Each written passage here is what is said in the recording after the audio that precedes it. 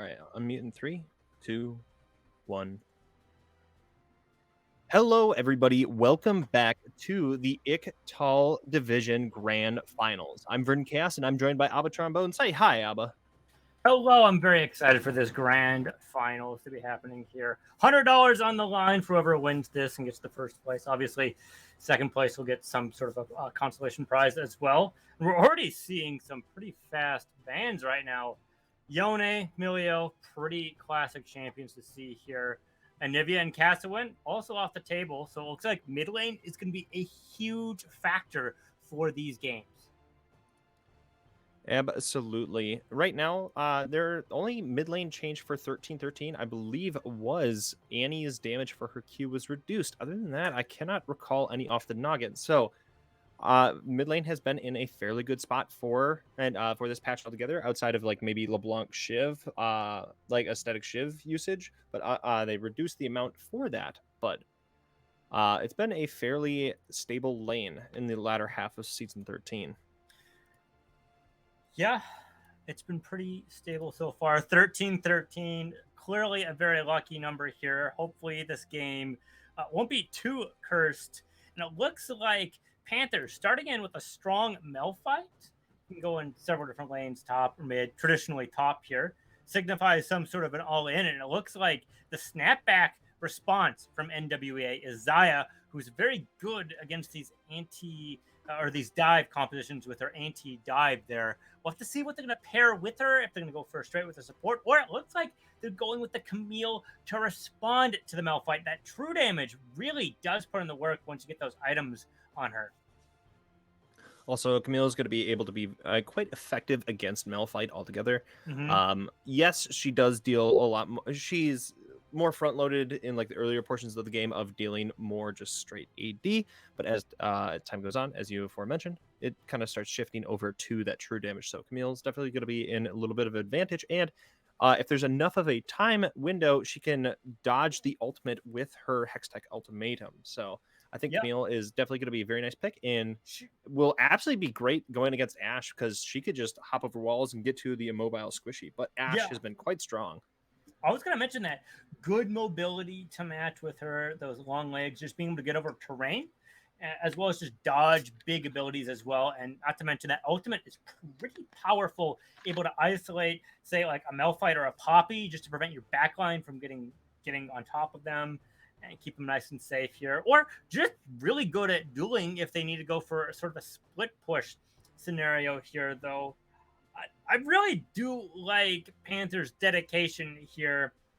Ash Arrow can catch people, the Unstoppable Force, and of course, Poppy can also really help with this. They're very well set against anyone who does a lot of AD damage here, and they can help stop some of that mobility with Poppy as well. But with all of these big ultimates, this Silas pick just seems so right. Yeah, Silas is going to be obviously quite efficient. Silas can be flexed in the at this point. I don't think it's very weird to see Silas in top lane. So like with Camille picked up, I think it's just going to be Camille top. I think Silas does have the option between jungle or the mid lane, but okay, NWA is going to be banning out Akali. So I think that they're going to be anticipating the Silas to be in the mid lane. So they just want to get rid of some of those unfavorable matchups. I'd expect him to be in the mid lane as well. Technically, you can have him in support as well. He does better than you would expect there, but I don't think this is going to be the game. Being you have Zaya, not the strongest laning phase. You want to make sure she stays nice and safe, be strong, and just get her to that late game when she can be a hyper carry and just be an absolute menace. That being said, the Rel ban I find quite interesting. I think Rel is a strong ban altogether. They haven't picked support, and they are, if we're going by our logic that we said before, they have so they haven't picked support and jungle, and Rel is really fulfilling those roles. A lot of her damage has been increased across the board to deal with jungle camp, so she is kind of flash clear. She's kind of like flash farming a lot of the jungle, and the Raptors obviously stand no chance. I think they all die in like one rotation abilities. So it's kind of crazy to think about in consideration to like some of the other junglers out there that can't even achieve that goal, even though they have AoE. So Rel's been fairly good across the board. Okay. Makes sense. It looks like no paranoia here. It can really clutter up the comms and just really pick out important targets here. Like if Ash just gets exposed, if they have any vision on there, bonk. And Panthers doesn't have that much damage here, so they're either going to need a pretty damage-heavy mid laner for the AP damage or in the jungle here as well. So there's going to be some additional pressure for them to perform, especially into the early and mid game, as Ash just is going to have her volley for a little bit here. All right, so it looks like they are going to be saving the odd pseudo flex of these mid or jungle on the side of NWA. Could be picking up this Leona. So now that obviously puts Ash in a kind of a potentially unfavorable position because she is immobile. So I'm curious as to what support they're going to throw with Ash. Yeah, it's pretty interesting. I hope it's some sort of like a poke. This is pretty good against Leona and Xayah. It makes it hard for Xayah to farm because of her low range, and Volley has a pretty big range, as well as Ash naturally has a higher range. And as an engaged support, it's very important to stay healthy, to lock on and continue those fights. If you're super low, makes things pretty awkward. But it looks like they're going with the LeBlanc here as well, and then possibly the Janna.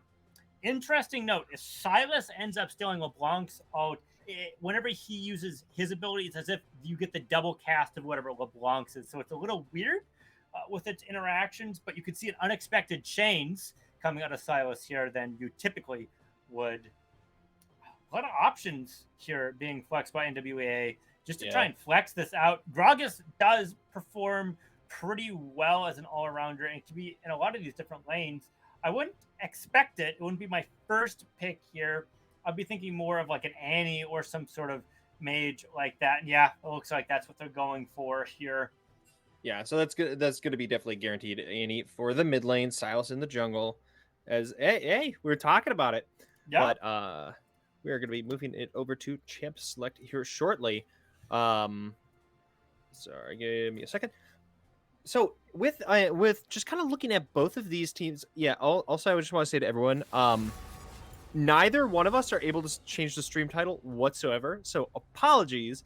I wish I could, but I can't. And I've sent some messages off to try to get that changed, but at the moment, it is a grand finals. But what is your thoughts here for the Janna last pick? Do you think that'll be enough peel with Poppy to keep Ash alive and good and alive and kicking, or would you wanted to see a different pick for There is several things I love about Janna. The disengage with her ultimate, as well as if you can get a very well-timed tornado, this can be pretty good. She also enables some of this trading here with her shield.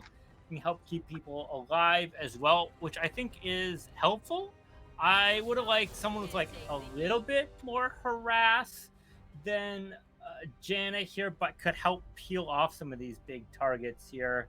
I think Ash has the room she needs to stay safe, especially if she has velocity in her runes as well, just being able to run away and get the extra movement speed. So long as she's positioned smart, she should be fine. These bushes, though, she's going to have some excellent vision from her teammates. Otherwise, Annie might be up there with Tibbers. You might have Leona with her Zenith Blade, or Silas, or Camille. Just anyone can hop out of these bushes here. So there's going to be a little bit of a gotcha game if they don't have good vision. It's just something to stress for both teams realistically. So I guess one thing about approach velocity, that's if you're going towards the target, if I recall. So that won't be helping her kite so much. So that might be a little bit difficult in that sense. But if Xayah and Leona do overcommit in the earlier portions of the game, then obviously Ash will be able to run them down the distance of the lane. But for the increased movement speed, Janna, when people running to Janna, will get increased movement speed. So you might be able to use that as a kind of pseudo speed up to get away from some of those unsavory threats. But we kind of talked about the the top lane in the earlier portions of the draft talk. But looking at this mid lane, LeBlanc versus Annie, how do you think this will fare? So LeBlanc, if she can get the level 3 jump, could potentially one-shot Annie, especially if she has like Electrocute or anything else like that, especially if she gets a nice, good back there as well. The issue is some of these targets are going to be a little bit beefier if anyone else shows up. She's going to have to get in and get out, get these abilities, these combos down quite well, because if Silas shows up or if a Camille roam happens or something, or even a Leona roam, they might be a little bit too tanky for her to burst out right away. And it can be very difficult when she gets ganked. So she's gonna have to be very careful when she uses her mobility options when she goes in for any all-ins or just any short trades to get the target to be a little bit more softened up. Gotcha. I think one thing for Annie to really just be helping her through this lane is that she does have point and click. So it will Mm-hmm. just help her be able to handle some little block, but obviously you got to choose the right one. And then obviously, once she gets below that 25% threshold, it's going to be trying to make sure that we can stick and continue to stick that damage after the, I'm forgetting the name of that ability where it sends off like little corpse on the side. What is Oh, that? I don't remember LeBlanc's abilities all Yeah, that yeah. well, I'm like, I'm forgetting the name of that right now. Apologies but to everyone. the But the the thing is, if LeBlanc's abilities just come out so fast, the point and click, the stun, she might just blink back and you just wait for the projectile to come, and then you're safe anyways because you're just so far away. yeah, But that's just the mid lane here. I think the rotations from jungle is also going to be pretty crucial here. Both Silas and Poppy do have some big playmaking moves here, especially if there's terrain nearby. With Poppy, can help stop some of this mobility and set up combos for whoever she's ganking or just trying to make people safe. And Silas as well, just a lot of healing, can try and sustain for some of these longer fights, as well as some of the CC they provide. A lot of these lanes can capitalize on that and stack it as well, making it harder to get away from some of these ganks, which could get some of these important carries getting some little extra gold at the beginning. so obviously we've talked about these comps and just kind of like the individual matchups and lanes, and we've really just kind of enlightened upon that. But looking at teams as a whole, who would you say, in your personal opinion, has the distinct advantage? I like NWA here. They had a good response in the top lane. They've got a good winning lane there, and they have pretty good scalability here as well. I think I'm inclined to agree. I think a lot of pressure altogether is going to be forced onto Macau in the jungle, like as Poppy Mm-hmm. being able to either a get the like a really good keeper's verdict to just get some of these really big threats out of the way, or to make sure that the W grounds a lot of the dashes into the Ash. But I I think it's worth one more piece to this as well. I think the roams coming out of Terrainy is also going to be very important. If they don't get good roam timers, or they're not able to just kind of squash out the mid lane, it makes things a little bit more difficult, puts more pressure on everyone else if they're not able to fulfill some of the roles here into this assassin-esque mid lane. all right. Well, with this exciting kind of breakdown and done, we are just going to be getting into game one. Don't go anywhere. Actually, wait. You can go grab a friend, grab some popcorn, grab a drink if you want, and we will be back very shortly after a break with game one. We'll see you shortly on the Rift.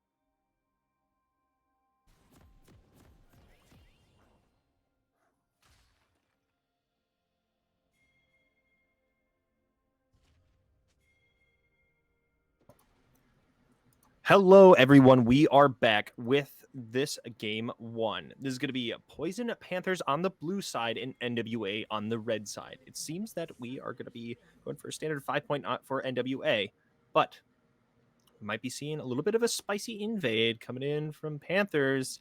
I think they're just trying to get some vision, some wards here as well, using already the sweepers at this stage as well. Something to highlight, it looks like Torini's still going for the static Shiv build here. Ooh, look at that sneaky ward sitting on the red buff. Both junglers should know where they're going to be starting on for the enemy side here. And it looks like Ashe isn't too concerned, I should say, about this lane. She's going with an early call, trying to get that extra gold income. Yeah, as of right now, you have Loco with the call, but then also you have a Baby on the bot side going with the Ghost. And obviously, both ADCs are going with Ghost, but going with the long sword, just feeling that they are going to be able to put out enough damage. Yeah, to potentially find something here. Or would you say longsword is more used for early damage or poke? Longsword is just to get your mythic a little bit sooner. Okay. But any interesting runes, summoners, runes or keystones? There we go.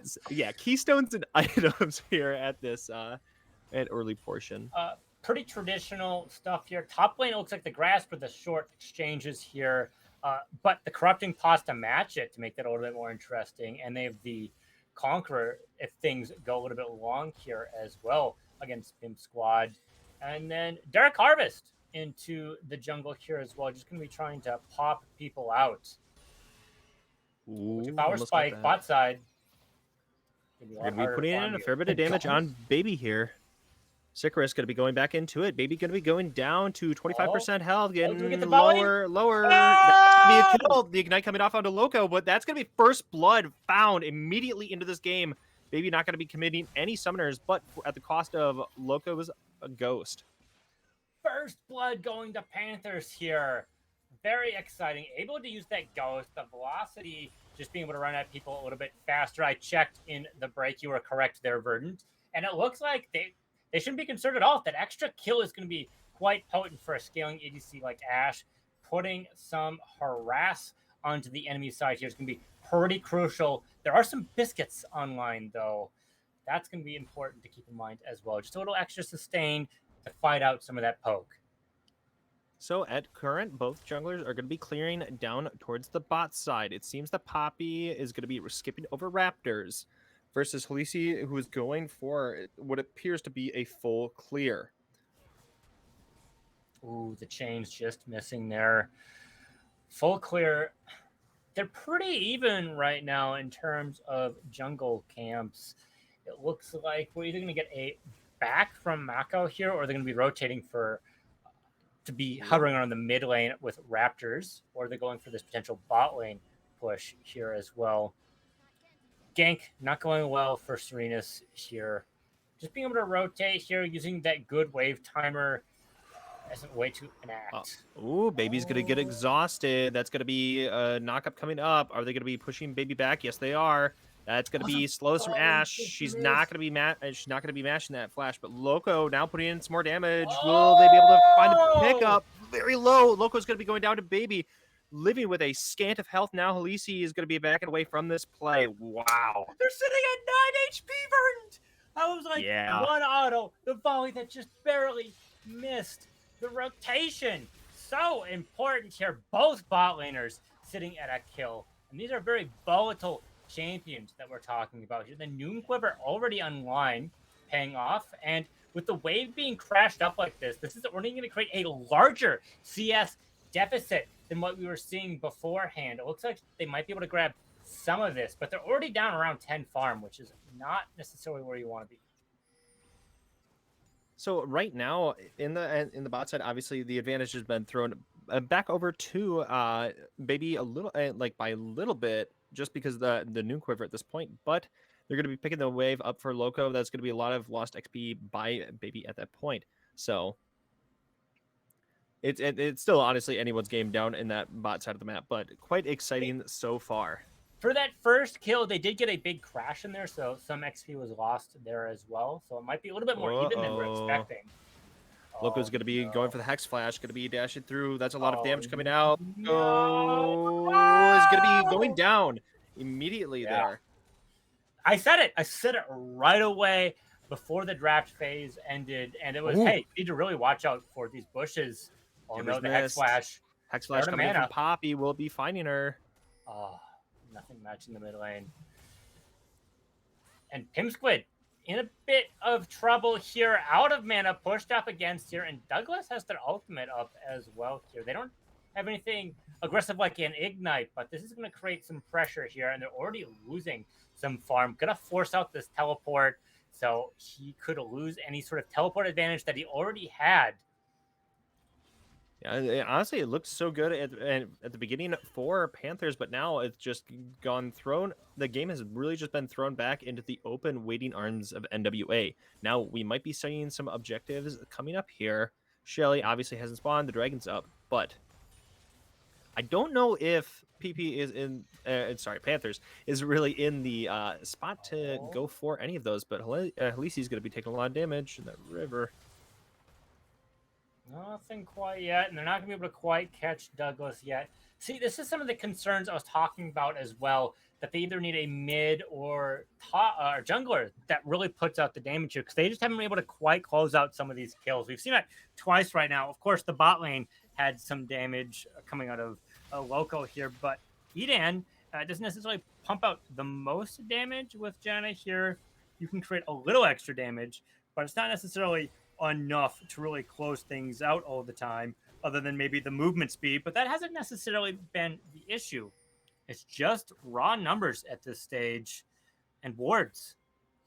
Speaking of damage, we might be seeing Maokai come in on the sideline in the mid lane, but Sakara's just going to be going in for a dive. Now going to be trading back some of that damage. Loco is going to be getting Sakara's down to 60%. Sakara's looking again. Not going to be finding anything yet. Going to get knocked up by the NATO. Loco trying to play out of the spacing. It feels like they're on a razor's edge right now of like wanting to just go all in on this play. Yeah, haven't quite hit the level 6 power spikes, which is kind of important at this stage, especially since Serenus is going to be pretty tanky as well. And this is exactly where you want to be as an engage support, as it's so far for the enemy to run to their tower. Of course, they have Janna's movement speed here, but because of the big crash here, they're going to be able to get this first dragon here at 8 minutes. Pretty well timed, in my opinion. It's Windrake, not the most exciting of all of the dragons here, but nonetheless, the objective gold is going to be pretty crucial here. And it looks like the next one up is going to be Ocean Dragon, which is just kind of nice all around for whoever gets it, but that's not for another 5 minutes. Yeah, at this time, I mean, and Panthers was and has been down across the map for gold wise. I mean, you could see 11.5 to 13.5, and it's just kind of at the loss of obviously 1 kill difference, but it's more so just the loss of farm just because of this draft that we have going at this time. And I think it is important to be able to at least get dragon, so to get some value we're being short. generated for your team. We're short 20 into the top side, 11 into the jungle, over 10 in the mid lane here as well, and over 10 into the bot lane. So they're winning in farm and in kills in every lane right now, which is why we have the gold lead that we're seeing. But that might change a little bit this run down.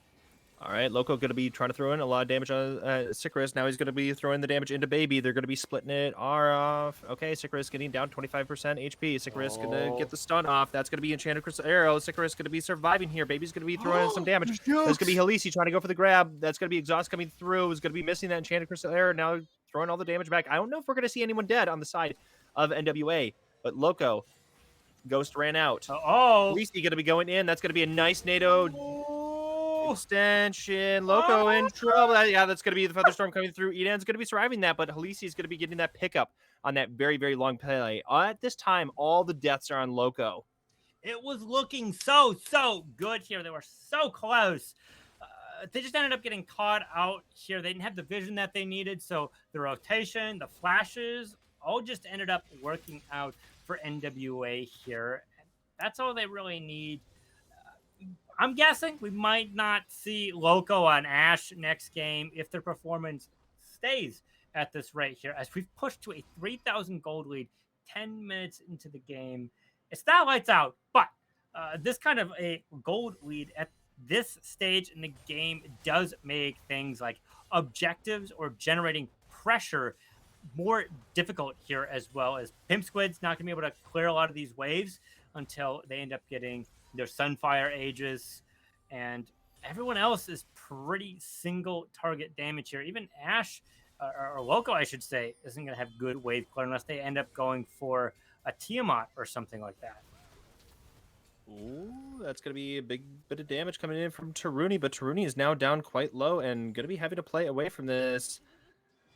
Annie's looking for the play there. Not going to be finding it with the speed up. Timber's not up yet. Are they going to be able to get the kill on a baby yet at this point? Loco, that's going to be the Enchanted Crystal Arrow. That's going to be a shutdown going over to her, giving her a little bit of lifeblood needed, but Douglas now going to be going after Pimp Squid here on the top side. Pimp Squid going to be trouble, isolated with the hashtag ultimatum, turning that play around, just going with the unstoppable force, getting the pick there. But now Halisi try to go into the bot side. That's going to be a nice push from Edan. Halisi unable to follow this up, has the Keeper's Verdict, but will not be able to find any value there.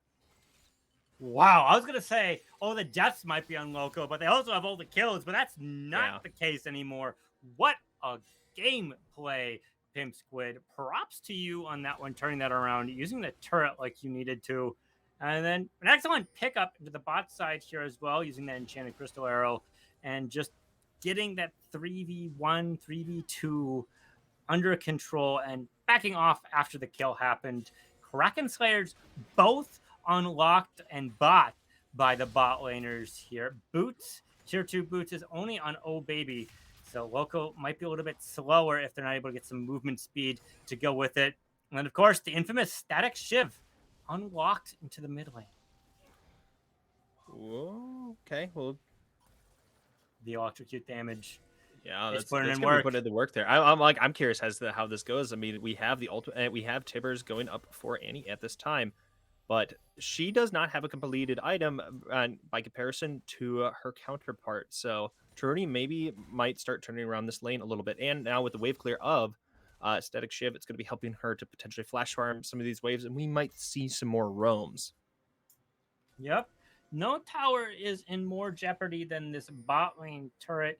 Down to 2 plates with a minute left if they want to be able to take any more for the turret plates as well. Mid lane, pretty strong, 5 and 4, and then top lane, 4 and 3, favoring red side here, NWA. So I don't think anything is going to be falling. So the early game should be ending at around 14 minutes, and this will push us to the mid game. A lot of action happening around Raptors right now, as well into the bot lane. Fighting over this dragon. Need the wave under control for any of these roam timers. Fighting for vision. No one wants to get caught out. We've seen how this has been playing. And it's a nice dragon to have. The extra mana and health regeneration. Very important. Ooh, that's going to be pushing some damage into Sickris. Now we have the TP coming in from Pimp Squid. Are they going to be going after it? No, that's going to be going in on Halisi. Halisi's in trouble. Knocked up into oblivion. Loco going to be getting the pickup. You cannot move, sir. You cannot pass go. Get deleted. And now this is going to be setting them up fantastically for Dragon. Douglas does not have TP, so cannot make the play over, but will not be able to pick up any more plates at this point, but could jeopardize top lane tower. But we're going to be having Taruni matching that on the top side. So I think really good rotations from Panthers altogether. Excellent CC stack. Exactly what you want to be seeing there. Excellent rotation. This is what I was talking about in the draft phase. If they're able to pull stuff out like this out pretty consistently and save that turret for first turret, that's going to help them out. Gold almost even right now. And if we wind back to that fight for Dragon, they have 2 objectives right now. Very important. Able to stack the CC, get the global gold, and what?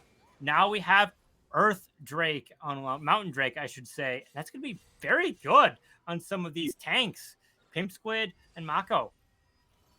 Yeah, and also if you do get the soul, that makes it very difficult to then blow up that backline. I mean, they do have just enough peel at that point where that's going to be very hard for a lot of this damage to come through and secure some of these kills in like a fast enough manner before they get kind of some return damage off. So This could be potentially a very negative situation, obviously, for NWA. But obviously, they're head on gold at this time. I think Not by experience much. wise, yeah, I'm like experience wise, they are a little bit ahead.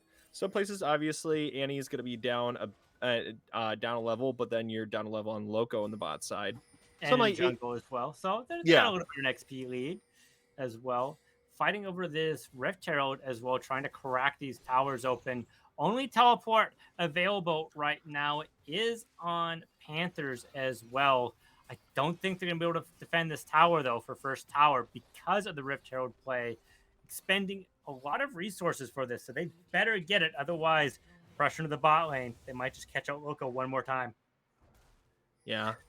I mean, definitely getting first tower blood is quite efficient. Ooh, that's going to be a nice flash coming in from Loco. Get away from that and hijacked Enchanted Crystal Arrow. But you now can start cracking open mid lane versus the bot lane for the side of and Panthers. But they might just get T2 here, uncontested. I mean, you obviously have the team roaming down. Okay, it's going to be going down to half health.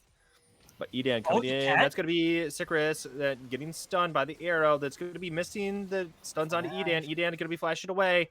Now we're trying to throw in some damage on Baby, but Annie got a lot of damage off. That's going to be TP coming in from Camille. Hextech ultimatum probably going to be. Wow, nice disengage from Edan. The stun not even going to be going through. And mid lane tower going to be falling. Now that's going to be Annie in trouble. She's going to have to flash away. Flashing away to get rid of that chains. Otherwise, it's going to be a bit of a That's death good. sentence. Oh, Squid All going to be getting a in. triple knockup, but no one's there to help you out, buddy. I'm sorry, but Douglas is then going to be getting that kill there. But Shelly was able to throw in another proc into the mid lane tower. That's going to be quite low at this point. Yep, the double proc there going to create some pressure. Mid lane, obviously, a very important lane as it's the shortest, and you can rotate, and there's some pretty nice camps there as well. A lot of people are going to be able to clear Raptors at this stage in the game because they just have so much items. And of course, the bot lane tower is getting pretty low. They got some waves pushing here as well, utilizing their TP advantage that they have right now. NWA does not have a TP available, but Pimp Squid and Tarini both have their teleport as well to try and match any of these split pushers in an emergency scenario as well, or go for any sort of flank play as well. At this point, I think okay, Camille's not going to be committing for it. I thought we were going to see the loss of topside T1 for Panthers, but Camille's just going to be backing away from this, going to be going for a buy. Yeah, she's got 1,200 gold there. She can finish up boots and probably get a nice component as well, maybe a Sheen or something, or a Tiamat. As I say, she's probably going to go Tiamat. Yeah. Pretty nice here. Pimp Squid just clearing up the wave, rotating. No objectives online right now, but 50 seconds till this dragon. This would be soul point. So 3 dragons, 1 away from the 4 needed for soul. If they're able to catch it, going to be pretty crucial if they're able to get it. So mid and bot waves going to be important, as well as getting vision in the river here, so no one's walking into darkness. We've seen how just ulting into 3 people with no team to back you up. Oh, the tower's so close, but Timber's going to be dropped on Taruni's head. Taruni's going to be going down to like 35% HP there, and that tower, did it fall? I can't see under. It did fall. Okay, It did fall. okay. They ended up catching it, but this is at the cost of the Rift LeBlanc's Scuttler. help here. Not the Rift Scuttler, sorry. Scuttle Crab into the mid lane here to get that vision, and they were able No, that's to Rift Scuttler. Oh. You got it. Rift Herald is topside. Oh, yeah. Oh, the Enchanted Crystal Arrows. Oh, just going to be missy barely. But Macau's going to be trying to slam into the wall, unable to get there. That's going to be the Keeper's Verdict, throwing out and throwing him out early. That's going to be a massive knocked up. Halisi going to go down. Truni's going to get the pickup, but Loco's down already. Now, Edan's back. Will he be able to help his team? Douglas low. That's going to be Trudy. 2 kills at this point. Trudy standing on the backside. Sicarus getting low. Going to be flashing over that wall. Baby's in trouble. Low and Squid's going to be picked up there. Now that's going to be a triple for Trudy. Can they get Baby yet? Or can they get Annie? That's going to be Baby quite low. That's going to be Quadra. Are we going to see Trudy? a Penta? Can we see the Penta? Getting the movement. Yes. From Dashes. location Dash. I think they've got the mana. They have the vision. Gonna be getting some of these dashes through. Andy's trying to cycle through some of these spells. Will it be enough? It's That just is a not, it's shutdown. not a penta because Silas was able to respawn beforehand, but still, that is going to be an unofficial penta, doing a great job holding down that objective before it comes up. Not to mention 6 kills, Yeah. right? Pretty crucial. Right, I six, know we talked six about kills. Static Shiv getting a little bit of a nerf here, but still over 2,000 damage here compared to Loco's Kraken Slayer only sitting at 499, so almost 500 damage. It's quite potent. It's quite potent. We can see why they went with this build. So at this time, they're going to be trying to position for this dragon yet again. But Halisi has a much better ult with the Unstoppable Force versus the Keeper's Verdict this time. So I think that this could just Doug. be a little bit more exciting here again. Halisi going to be missing the initial dash in, but Halisi still holding on to the Unstoppable Force. Will he be able to play away from it? That's going to be Pimp Squid going down, but and able to get the Unstoppable Force. Macau's in trouble, getting quite low. That's going to be Enchanted Crusader missing. Halisi getting quite low. Can they finish it off? Macau is still barely alive. That's going to be the ground. Okay, Halisi's going to get picked up, but that's going to be Loco go down immediately. Taruni's not even at this fight in general, so a lot of their damage was quite lacking in that play altogether. But now Taruni has the double item. I actually almost has now a death cap, but this is going to be the first dragon going over to NWA. Yeah, they got that mid tower there as well. They forced out Douglas's teleport. They were splitting to the top side, trying to get this dragon here as well. A good pickup by them. They're still down about 1,000 gold right now, so this lead still existing for the Panthers. Oh my goodness. Yeah. Wow. That's LeBlanc for you. Tarini just able to go in and out. Just poke. Look at that damage. And you get the clear of the wave because of Static Shiv here. Yeah, this build is disgusting. Like I've seen like some footage of it, but like at this point, like this is tough to go up against. I think this is like maybe like a pick or ban sort of scenario for like both of these teams at this point. Just seeing how brutal this truly is. But we are now going to be having both bot laners have their second item. We are going to be seeing the now, like the obviously the newer build of the Triforce on the Ashe, going to be giving her a lot more movement speed and just vitality in general. And we're going to be having Navori on and Navori on Zaya. Thank you. Words are hard. They do be hard, my friend. They do be hard here as well. Top tower still hasn't fallen. Like both of them, they're both sitting there at like 1 HP right now. So I'm very surprised, especially with the Baron being up right now. 23 minutes. No one's been able to take it quite yet. Just been sitting around here trying to create some pressure. Loco in trouble. Ooh. Wow. Yeah, that's just obliterated. Gone. Reduced to atoms. That's going to be a massive ult. Going to be getting a lot of people here. They have been clumping up for a lot of these, but that's going to be Terror's drop. Going to be picking up Edan there, and Annie just blowing her up with no remorse. Just has the eyes of a psychopath. Yeah. It looked like an even fight until the Fire Nation attacked and took out the Air Nomad. Man. The Fire Nation is just Annie, just a pyromaniac. Completely just Annie. She just encapsulates the entirety of it. Oh yeah, and Timbers. Yeah, that's fair. But now Macau in trouble, going to be getting caught out in the midst of this. Lisi's going to be getting the pickup. Now this is going to be Pimp Squid having to flash over the wall. This is looking a little bit to be putting them into dire straits. Okay, Taruni's going to be getting away from that. Going to be getting rid of some of this vision, but now they're going to be going for Baron. Taruni's going to be trying to dissuade them. Gonna cut through a lot of their defensive options here, but they're not able to catch it out. That's deadly. Okay, that's gonna be chucking some damage here. This looked like it could be a potential turn of a play. This 4v5. However, they are quite low on the side of NWA on some of these players. Stopping the Baron here, pretty crucial. That would have been a big gold lead here. I'm just able to create a lot of pressure, close out some of these very low turrets, as well as possibly crack open that mid turret as well to help even out the pressure there with the waves crashing as they are.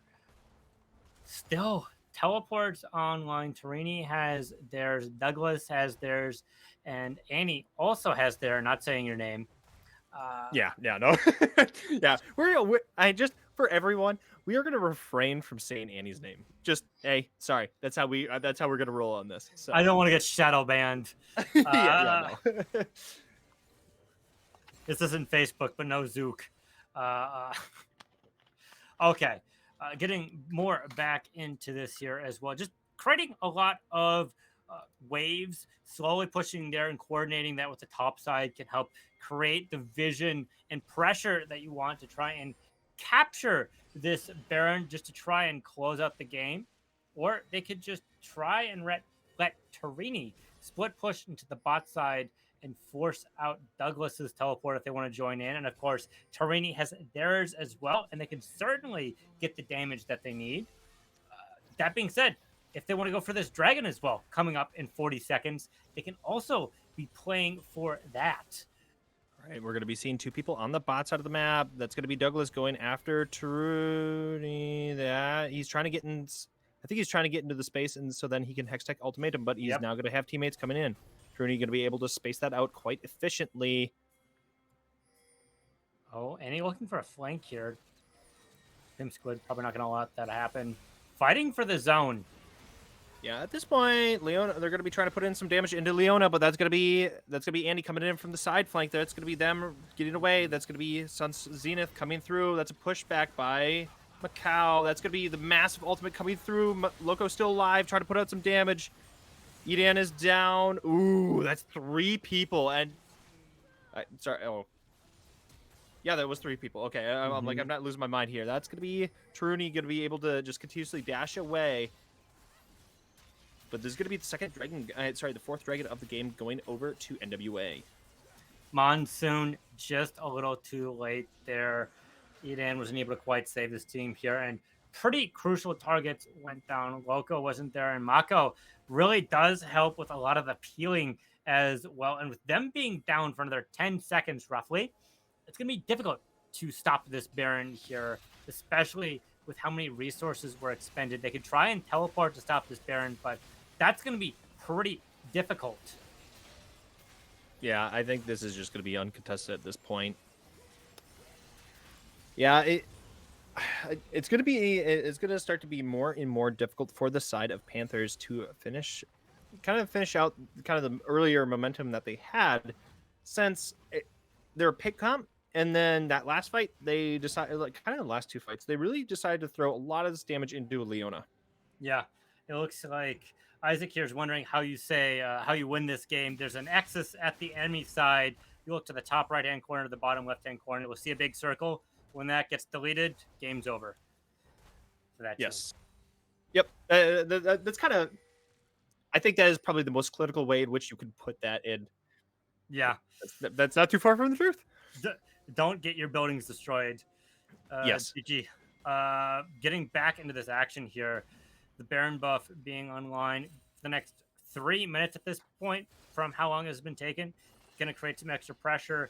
This mid tower is going to be a lot more difficult to defend. And Douglas should be able to split push pretty responsibly here. They're going for a 1-3-1 from NWA to create the pressure. Hopefully they get at least 1 or 2 towers. This will help really swing things in their favor. They're already up 1,000 gold roughly, which is exactly what you want to be seeing. You take 2 dragons from the enemy team, which already had that, tying the scoreboard up there, and just getting out of these turrets as well. They're down 3 turrets. This is going to change pretty soon. Keeper's verdict coming through. Get on out of here. Bye-bye. But Macau could. Okay. I'm like, are they going for that dive? But Halisi is going to be taking a few tower shots here. But now, teammates coming back. Macau doesn't have the ultimate. There's going to be 5 people in mid for the side of NWA. They are taking some damage. Yep. And you're able to shield turrets here as well. One of the few structure interactive abilities in the game. Oh my gosh. Halisi's just going to be killing Macau instantly. Loco just going to be blown up there. Yeah, They're all going for Loco. Taking a nice cold one with Glads. Torini's split push isn't going to be enough to stop this as well. The inhib's going to be going down here, forcing the teleport back. They're kind of low, so they might be able to get 1 or 2 targets here, but it's going to be a little dangerous here. Oh, Okay, that's going to be a big dangerous. pickup. That's going to be a big shutdown. Douglas going to be going down. Will this be a triple? No, that's good. Okay, that will be a triple, but that's going to be at the cost of Pimp Squid. Now Trudy trying to get away. That's going to be used on the. Oh, Trudy's in trouble. Going to be flashing away from that. That's a quadra, but burning alive. But now Baby's going to be the only survivor. But that massive shutdown. Who's that going over to? Annie there, I believe. Went over to Annie. Yeah. Okay. It went over to Annie here. Both the towers gone as well. So this Nexus sitting wide open. Any sort of back door is on the table right now. So long as that inhibitor's down, you can hit the Nexus. Oof.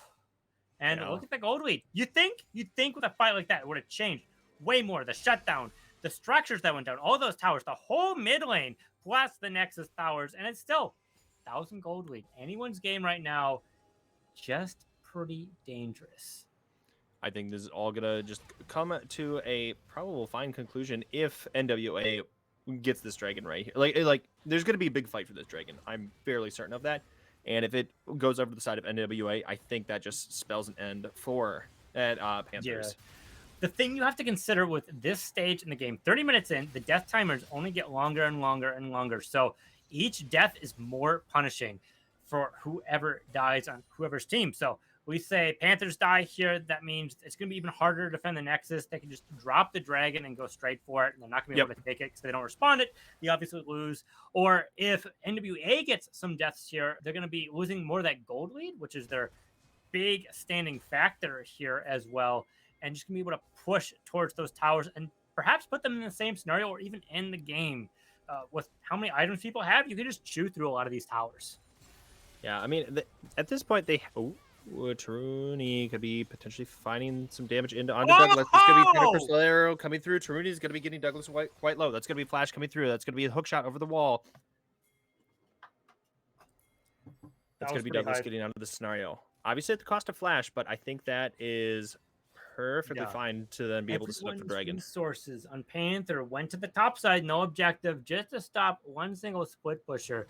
This virtually guarantees them the dragon here, unless Pimp Squid gets the ult of a lifetime and just steals it out of nowhere, which is probably not going to be the scenario. Yeah, It's going to be 3 dragons, making things even more difficult to kill. They're just going to have more tanky stats here as well. They're still up 1,000 gold. Like, it's still like 1,000 gold. Well, 1,200 if you want to do math. But who wants to do that? We're not in class right now. It's the summer. Yeah. School's out for summer. We don't care. Unless summer school, but hey, whatever. We don't think about that. I'm right in every scenario. Always. Yeah, that doesn't exist anymore. We are just going to temporarily ban that from our minds today at this point. Now, Taruni going to be trying to get some damage. Sycaris was trying to look for an angle. Lisi trying to get damage coming through as Jolene Enchanted Crystal Arrow. That's going to be bot side tower. Going to be going down. Taruni could be a little bit risky here. Trying to play. Taruni, okay, is going to be kind of playing with potentially with the jaws of death, but Pimp Squid could be dedicated on the top side against Douglas. This is going to be a tough time for Pimp. Yeah. Pretty stormy right now with that monsoon and all the tornadoes. Oh my gosh. Dangerously just low. Getting demolished here. Loco is going to be getting that kill. Nice job there. And the exhaust came out there as well. Probably unneeded, but just securing such a crucial target might be all they need here. After all, they're the weatherman. They know what's going on. They got the forecast. No word if it's going to be sunny or rainy the next game, but the game's not over yet. We haven't gotten there quite yet. Gold lead still slipping more and more into NWA's favor, almost pushing a 2,000 gold lead right now. So still dangerously close for both teams. That's going to be... Sycaris is going to be dragged back into their team. Macau is going to be getting that pickup, but Janna gonna get instantly blown up. Now it's Annie and Baby together. Taruni, can they get enough damage? Taruni's gonna have to back off from that play. Now they have the aid of Douglas. Now it's just Loco and Douglas. And Loco and Macau, you're gonna be trying to clear the waves. Gonna be a lot easier with that Runan's Hurricane as well, able to get some extra auto attacks effectively onto everyone. Super nice. That being said, Panthers have just been kind of playing static. They haven't been able to get any major objectives here. Baron's online right now. Very dangerous for them. They're basically forced in this scenario to just get some picks.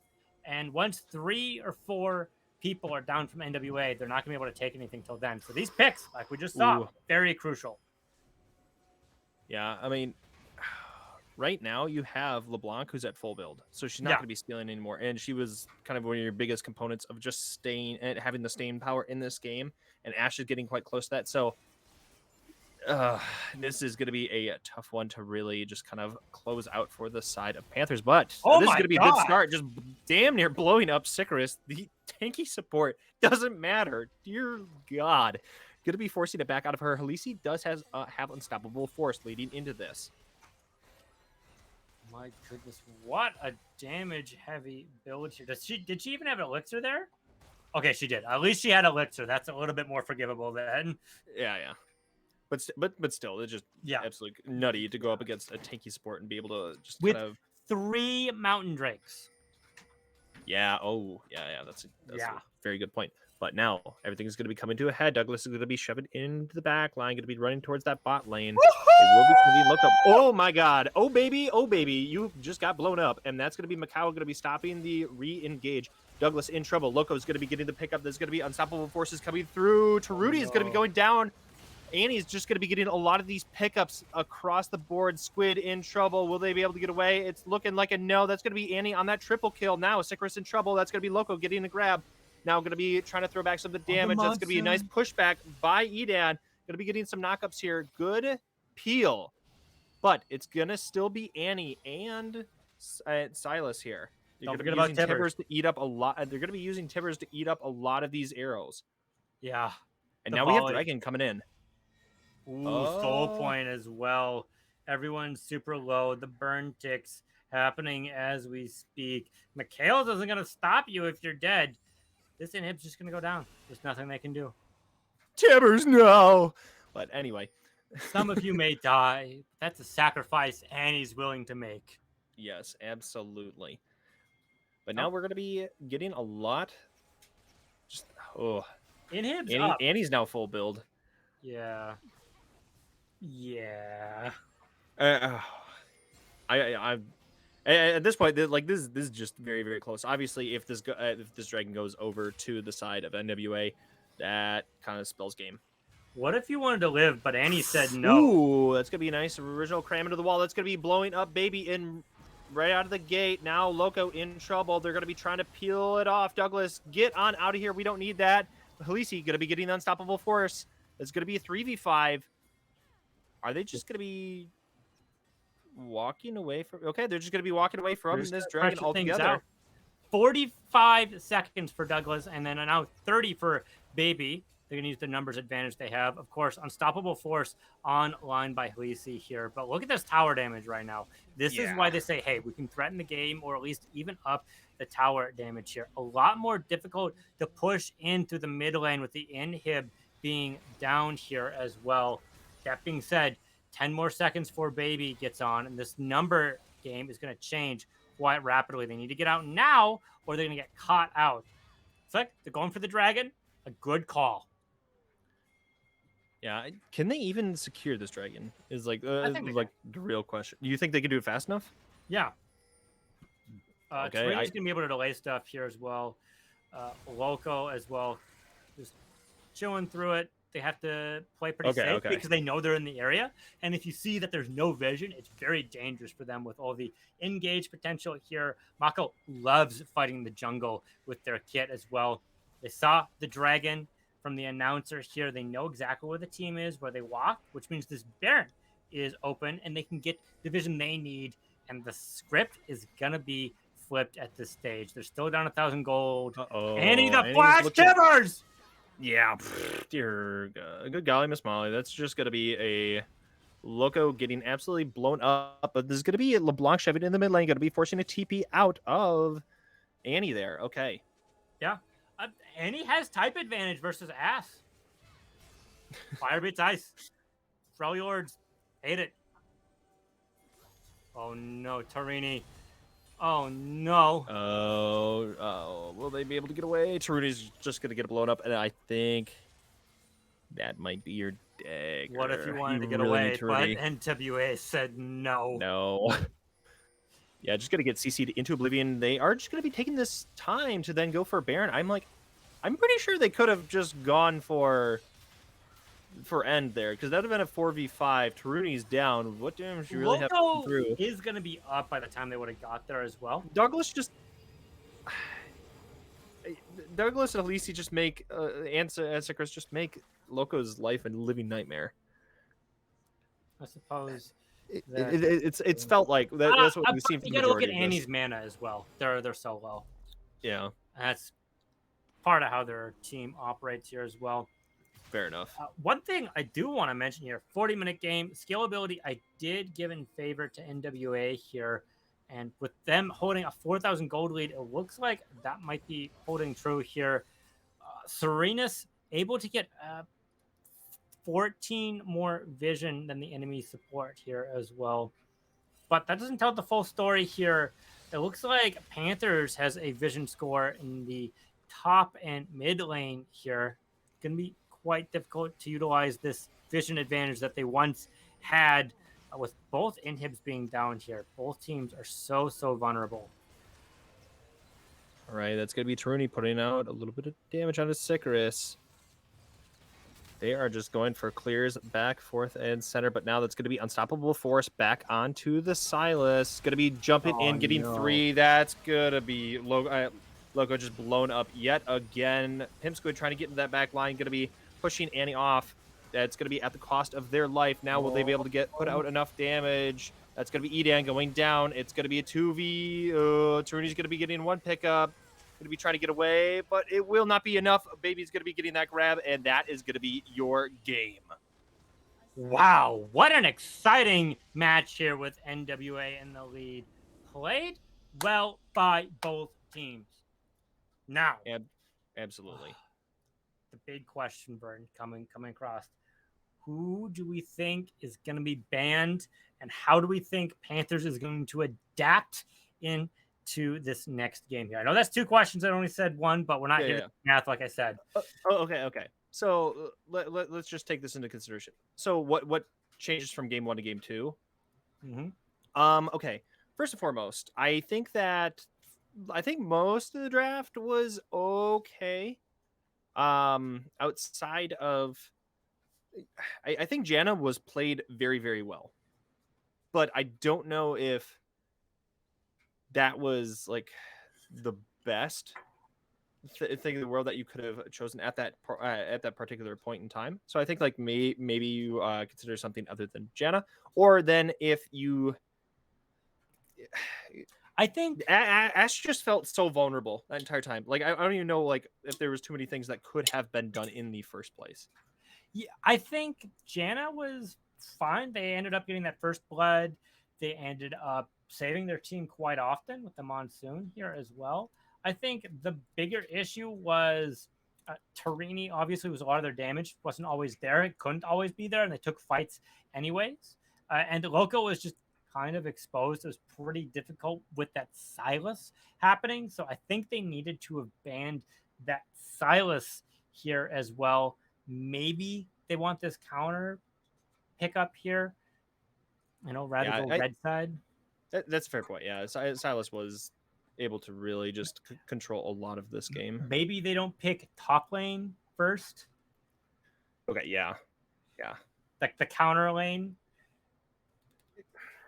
Malphite, I think, was able to provide some very good value, but that early just opens that up to, hey, we can just pick a perfect split push, and if Douglas just went for a split push build, that would have been also just a pretty tough scenario for the entire side of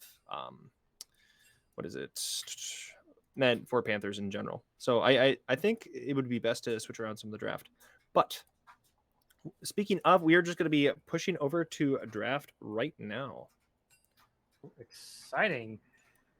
They are going to be switching sides. Actually, they are going to be switching sides. I lied to you, everyone at home. Switching sides. Yes. Burden's a liar. You heard it here on Style Yes, Esports. absolutely. That's how we roll here. Lie to your cast. Always. How you get the fans. It's how you get the fans. Chat saying they hate liars. Love it. Love you, chat. Draft not quite starting yet, but I do. Okay, there we go.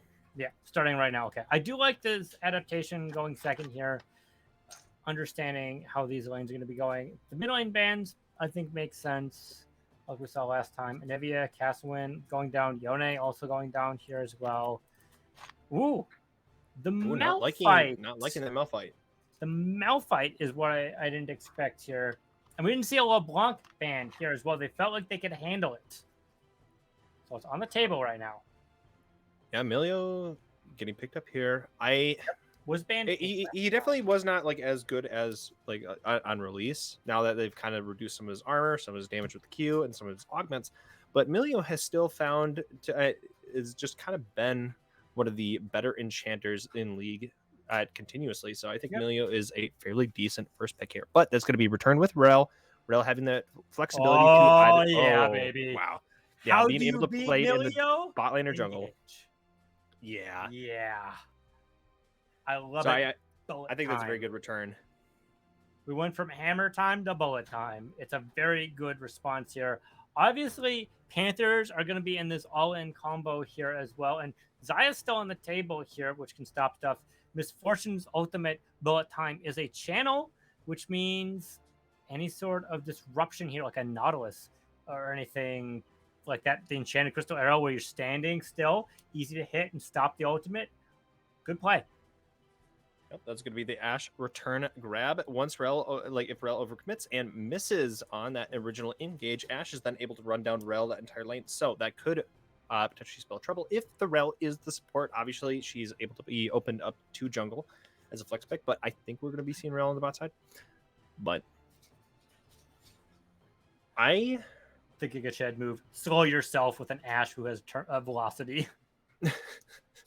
Yes.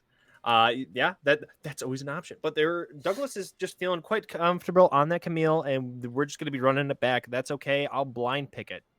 Yeah, I mean they got a lot of value out of it, and Camille has some like pretty decent matchups here as well. I don't necessarily know why they would want to ban the Malphite when they have a Camille as well. Yeah. They played pretty well into that and had an advantage. Maybe they don't want Halisi to be forced into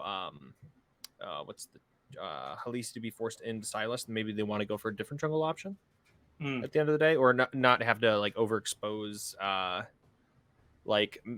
potentially throwing it mid. But now they're just going to be getting rid of Annie. We didn't want to see that. Annie put up most damage last game, so I'm not surprised to be seeing that. Yeah, how many mid laners do we have banned right now? 1, 2, 3, 4, 5, 6, 7, 8 if you count Malphite. Yeah, I was saying Malphite could also be played mid. So like, at this point, everyone is a mid laner. We are not like these. Here we go, number 9. Can I hear a 10? Can I hear a 10, 10, 10?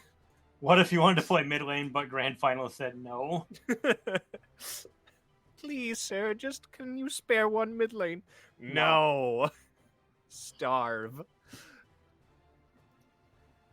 This last ban we're still sitting on here. No one's picked mid lane. Could be the counter pick for Panthers potentially. Now, the big question in my mind is if they're going to go with the LeBlanc pick at all. They got hella good value. Got quadra kills, an unofficial penta. They were able to pick people off and get a lot of value. They were like 10-2, 11-3, something like that, which is pretty good KDA here, able to get a lot of value out of it. And there's some squishy targets here as well. Or they could just say, hey, we'll pick jungle here, get the counter matchup mid lane. We understand how important it is. And if we can get a more favorable matchup on the side of Panthers, maybe that can get us this game under the scoreboard. Best of 5. And it looks like the all-in potential with Zach is going to be in. They're going to be standing united in the enemy team. So at this point in time, Panthers have really fully committed to this dive. You do have a little bit of appeal with Emilio, but NWA is going to have to really tailor their draft to assist Ashe. Kind of as we saw Loco in the last game, really just having a bad time going up against a lot of these different dive options. And the big thing here is Emilio's enchanter ability effectively is cleanse. You can't cleanse the knockup, right? Zach, Rel, all provide knockups here, which makes things a little bit more awkward for Emilio. So these all-in potential options are good, and we know they don't have the disengage that they had last time as Zaya. It looks like some Wow. counter engage with Vi Camille. Going to be the option. And if they steal this LeBlanc, that is a feels bad moment. Yeah, a lot of the point and click mid laners have been just a lot of mid laners have been taken off the table. So at this point, it's like, who do you want to throw against LeBlanc? That is Malzahar? not. That's not. Yeah, I was gonna say. I'm like, I think Melzahar is probably one of the better options here because like Cassio, you can't get out a lot of your stuff fast enough. Okay, Vex gonna be Ooh, working well Vex. going up against Dash. Has the shield. It's Yeah. gonna be a good option. Syndra is another consideration in my mind here as well. Or if they wanted to match something like Galio, a Katarina. Galio, but then I feel you're really leaning into this Titan comp. So Yeah, they needed more damage. Zaya, because they went with Zac, they have to pick something. So this Vex is going to be exactly what they need. So okay, and just initial thoughts. What are you thinking about these comps? Who do you think has the advantage? So this is certainly different than last time. Shen's going to be a little bit stronger into the early because he's pretty strong with that Q trade, which could help stop Camille. Obviously, doesn't scale as well. Ash outscales Misfortune and can really stop some of that strut, which makes things a little bit more difficult. But it's a kill versus a scaling lane, which makes things difficult.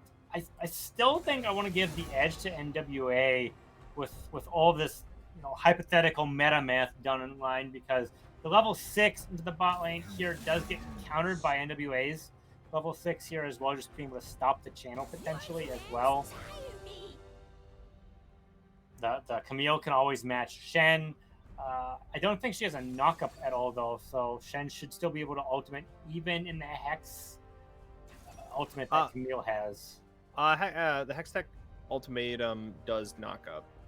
It does technically knock up. Okay. Yeah. It knocks up. It knocks up for like a very small interval of time. Like I think it's like 0.15 or like something like that. So it's enough to stop Shen ult from. Yeah, I mean you have hook shot or whatever like the bounce off wall is. I think it's called hook shot, and then you have that and Hextech ultimatum. So you do have like multiple ways to stop the Shen, but for the most part, I think that's gonna be a kind of a back and forth in the top lane. But I'm gonna be interested to see if she's gonna be kind of doubling down on the Conquer build, because I think she really kind of. I think Douglas did like a pretty good job in the top lane, but was kind of struggling a little bit early against Pimp Squid. Yeah, was struggling a little bit. Just getting some of those trades in as well. Was just a little overzealous in some spots like that. That first kill Pimp had under the tower, just being able to ult and say, hey, I don't have the damage my tower does, and you're going to be here for 200 years. So we'll take that W. Ta-da! Ta-da! Suffering. Rock beats scissors. Yeah, you're not wrong. Early on, but eventually those become Vorpal scissors, and then they just start cutting through the rock. Yeah. Ornn smithing some new scissor legs. All you need. Absolutely. So new interesting quandaries to consider lore-wise, but we have and like 4 damage coming in from the side of Panthers. First, like obviously first game, you have the ADC, and then you had mid laner burst. This time you're going to be going Vex. Vex does have a little bit of burst potential, but not clearly not as much as LeBlanc does by comparison. But you're really going to be fleshing some out and some of that magic damage out with the Zac, Shen, and Rel being able to help with that. And I think they have a fair bit of just peel, tankiness, and all that kind of stuff to really help Misfortune out. Do you think they're going to be able to kind of stop some of the onslaught of LeBlanc and Vi?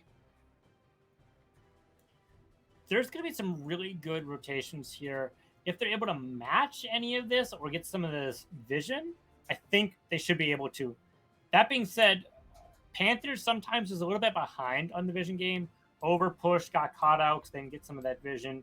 So this is a little bit of a weak spot. So if they're not very on top of it and don't make that adaptation, I would say no. All right. Well, as we get ready for and as we kind of just wait for the rest of the spectator delay to wind on down, we kind of didn't go to a break in between games. So we're just going to be pushing it over. Just honestly, I got to go to the bathroom. So I'm going to be right back, and we'll see you after the quick break.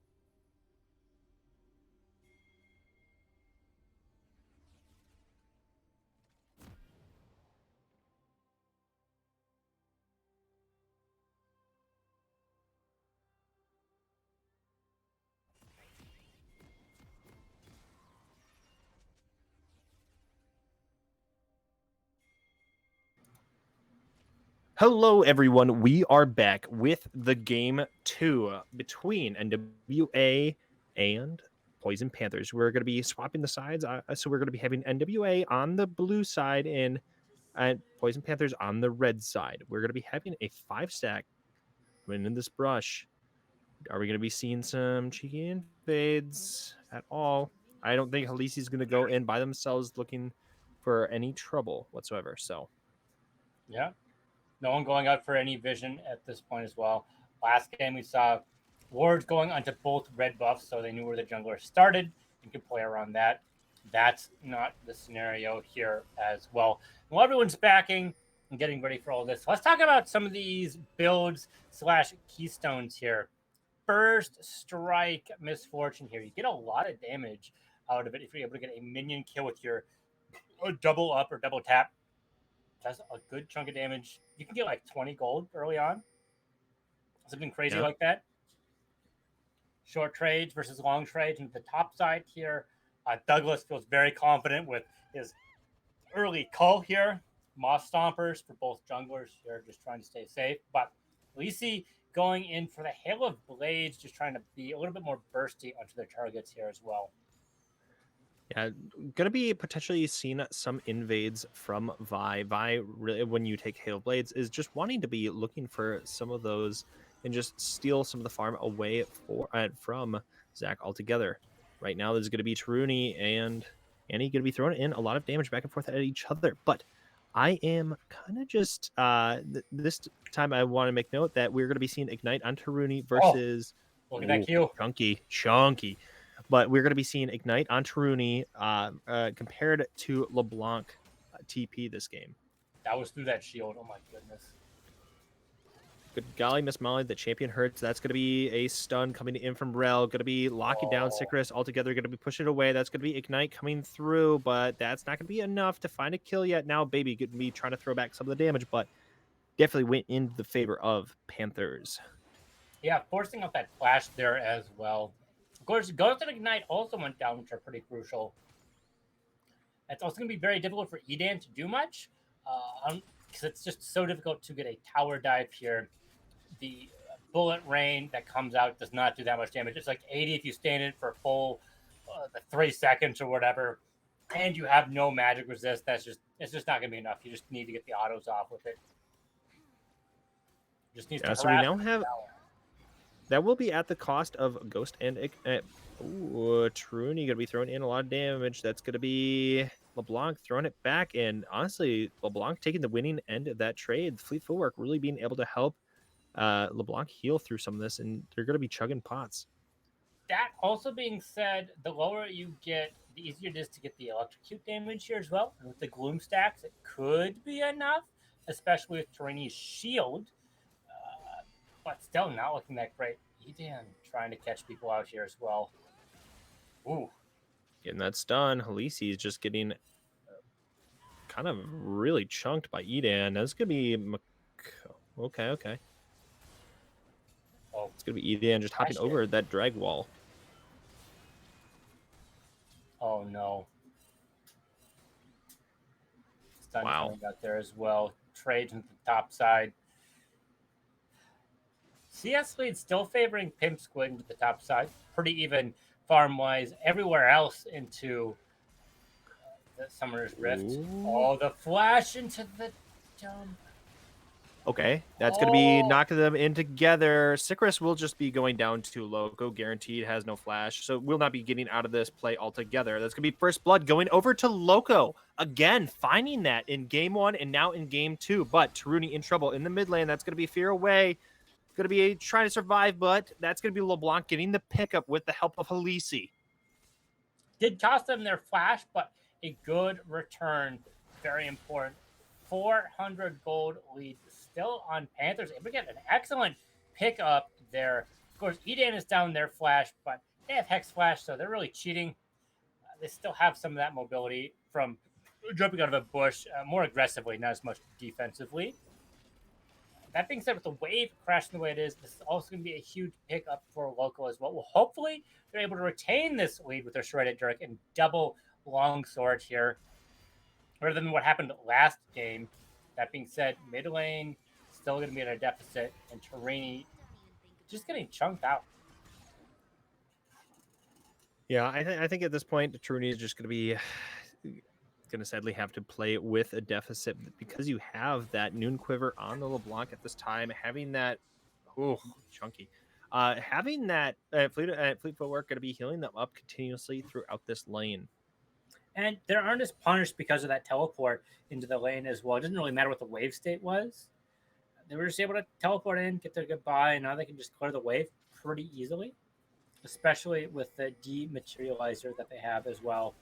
Oh, ooh. That's going to be Macau coming in this mid lane, trying to help his teammate out. That's going to be pulling them together. Truni's going to be getting the kill onto Sicarus. Now that's going to be Vexal. It's going to be potentially pushing him in. Pimp Squid on the top side of the map. Going to be finding a pickup now. Truni's quite low, but you have Stand United. No. Wow, I'm surprised. Okay, I thought that was going to be coming through, but now it's going to be Loco and Baby just throwing it back and forth at each other in the bot lane, as both their supports have just really been roaming a lot around this map. Yeah, roaming support. It's very, very potent, and it's what you do best on Rel here as well. Hex Flash not quite going over. Okay. Edan's going to be looking for an angle on Baby. That's going to be Ghost used by Loco. That's going to be Flash away out by Baby. No. That's going to be the stun coming through, and I think that this could... The shields at the hills! I was going to say, that Summon Airy with the campfire going to be healing Baby up a lot there. Unable to find the pickup, but Baby's going to be forced back to base, obviously. Yeah, already down 11 CS, and that's not going to be getting any better here. That being said, jungle coming around here, both of them sitting. Whoever gets the pickup first could just get Loco here, taking a free turret shot as well. Dragon's at the table. Fighting is on the table as well. If anyone gets caught out, this vision, super important. Need to be safe. It seems like this is going to be first Dragon going over to the side of Panthers yet again. We saw it in game 1, and I think we're going to be seeing it here in game 2. And a Wind Drake again. That's kind of funny. Okay, yeah. Not going to be stolen at all. But we didn't see the double return kills going over onto Baby this time. So this is definitely a very different game that will, like, obviously there's a little bit of parallels, but we are seeing a different game altogether. We certainly actually, we have Pimp Squid getting a kill onto Douglas as well. Chemdrake is going to be... So there is just an eerie amount of parallels. Mm-hmm. Oh, the chain misses, though, here. Torini just barely getting out. Standing United. Oh, with the diamond, Verdant. What an insane play. Wow. Yeah. What an absolute just turnaround of that. Stand United, always just a very, very fun spell to work with. Now there's going to be Edan coming through. Macau going to be trying to jump through. That's going to be pulling back Baby. Pulling into bullet time. Gone. Kaboom. What a catch there as well. Being able to yoink them in. Gumby here, also known as Mako / Zach. Oh, just pulling him in. What an excellent play here. Bullet time, though, does have a long cooldown. Might be a little bit before that comes in.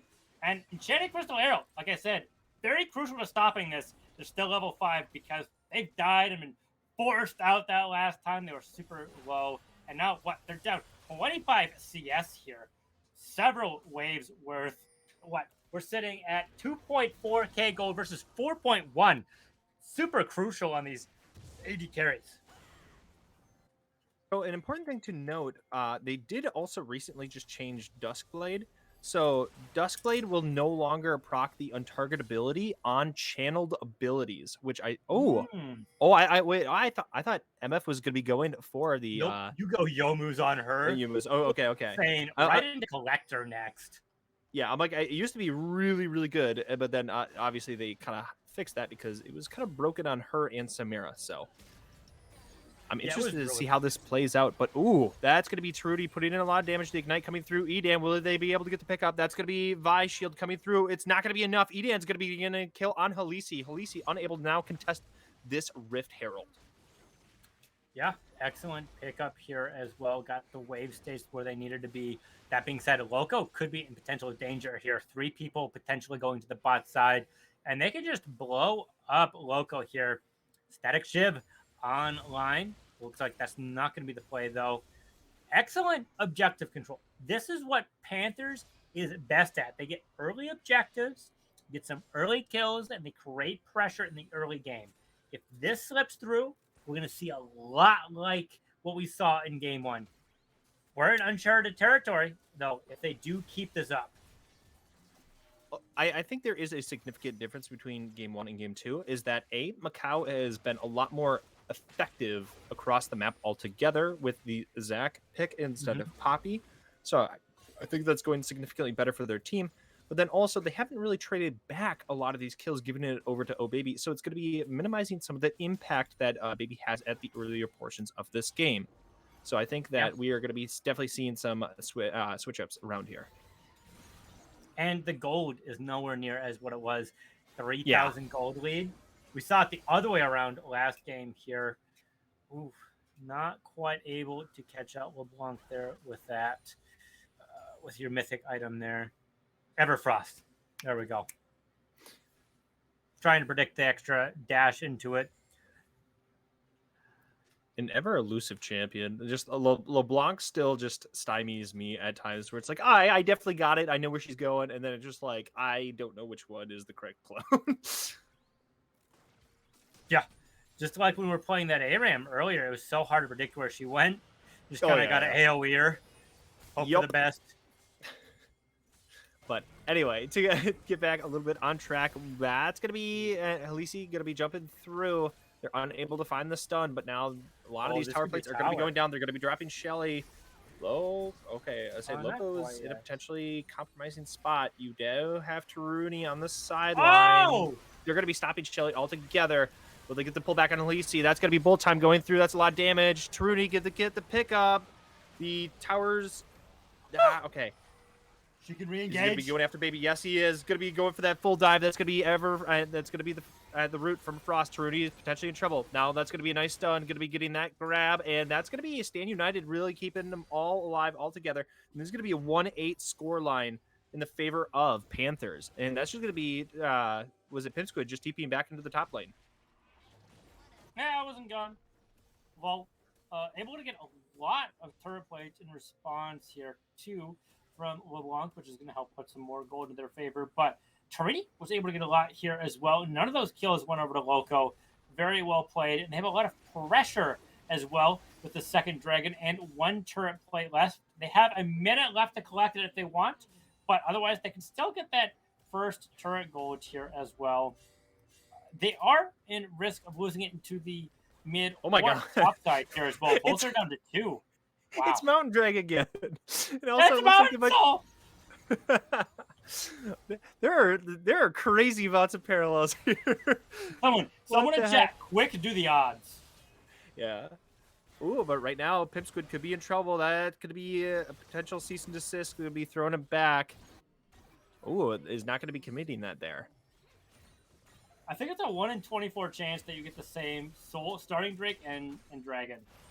Yeah. 1 in 6 times 1 in 4. Yeah, because last time it was Windrag and it was Ocean. I think it was the second Drake of the game. Yeah.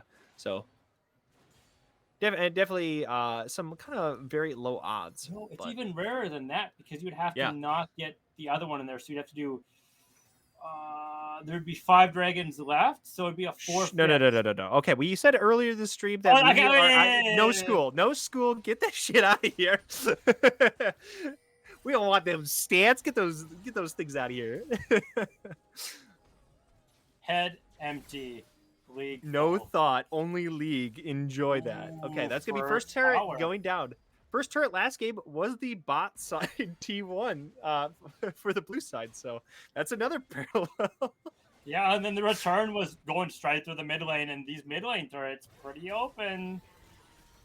Wow, 3,000 gold lead with all of this kept in mind. Going to be a little bit more dangerous for Baby to farm here, unless the wave gets frozen by her side. And of course, this means Loco can get the mid lane potentially. Ooh, are they going to catch? The magnet can't be cleansed. All the heals? Okay, that's going to be start out with Loco over that wall. That's going to be Chana Crystal coming in from downtown. That's going to be Stand United coming through to save Loco. Loco's still going. Taruni on that rampage. Now trying to throw in a lot of damage. Loco's still going, still barely alive. That's going to be LeBlanc going over the wall. Going to be getting the shutdown. Can they get LeBlanc? There's going to be a double. Could we see a triple? That's going to be getting the knock up. That's going to be a triple kill. Taruti putting in the work. This is a 2-13 game. This is looking like a stomp. Yeah, oh, babe, that. I asked, how are they going to adjust? And the answer was, let's engage, but harder. They're able to get the rotations, the pickups, the things I said were so crucial game 1 coming true into game 2. This is exactly what Panthers need. An 11-kill lead, 4.8 thousand gold lead. Exactly what they need. Objective bounties on the board. Rift Herald could be coming up here as well if they want to take it. Second one, hopefully able to crack out some of these towers as well. It's what they need.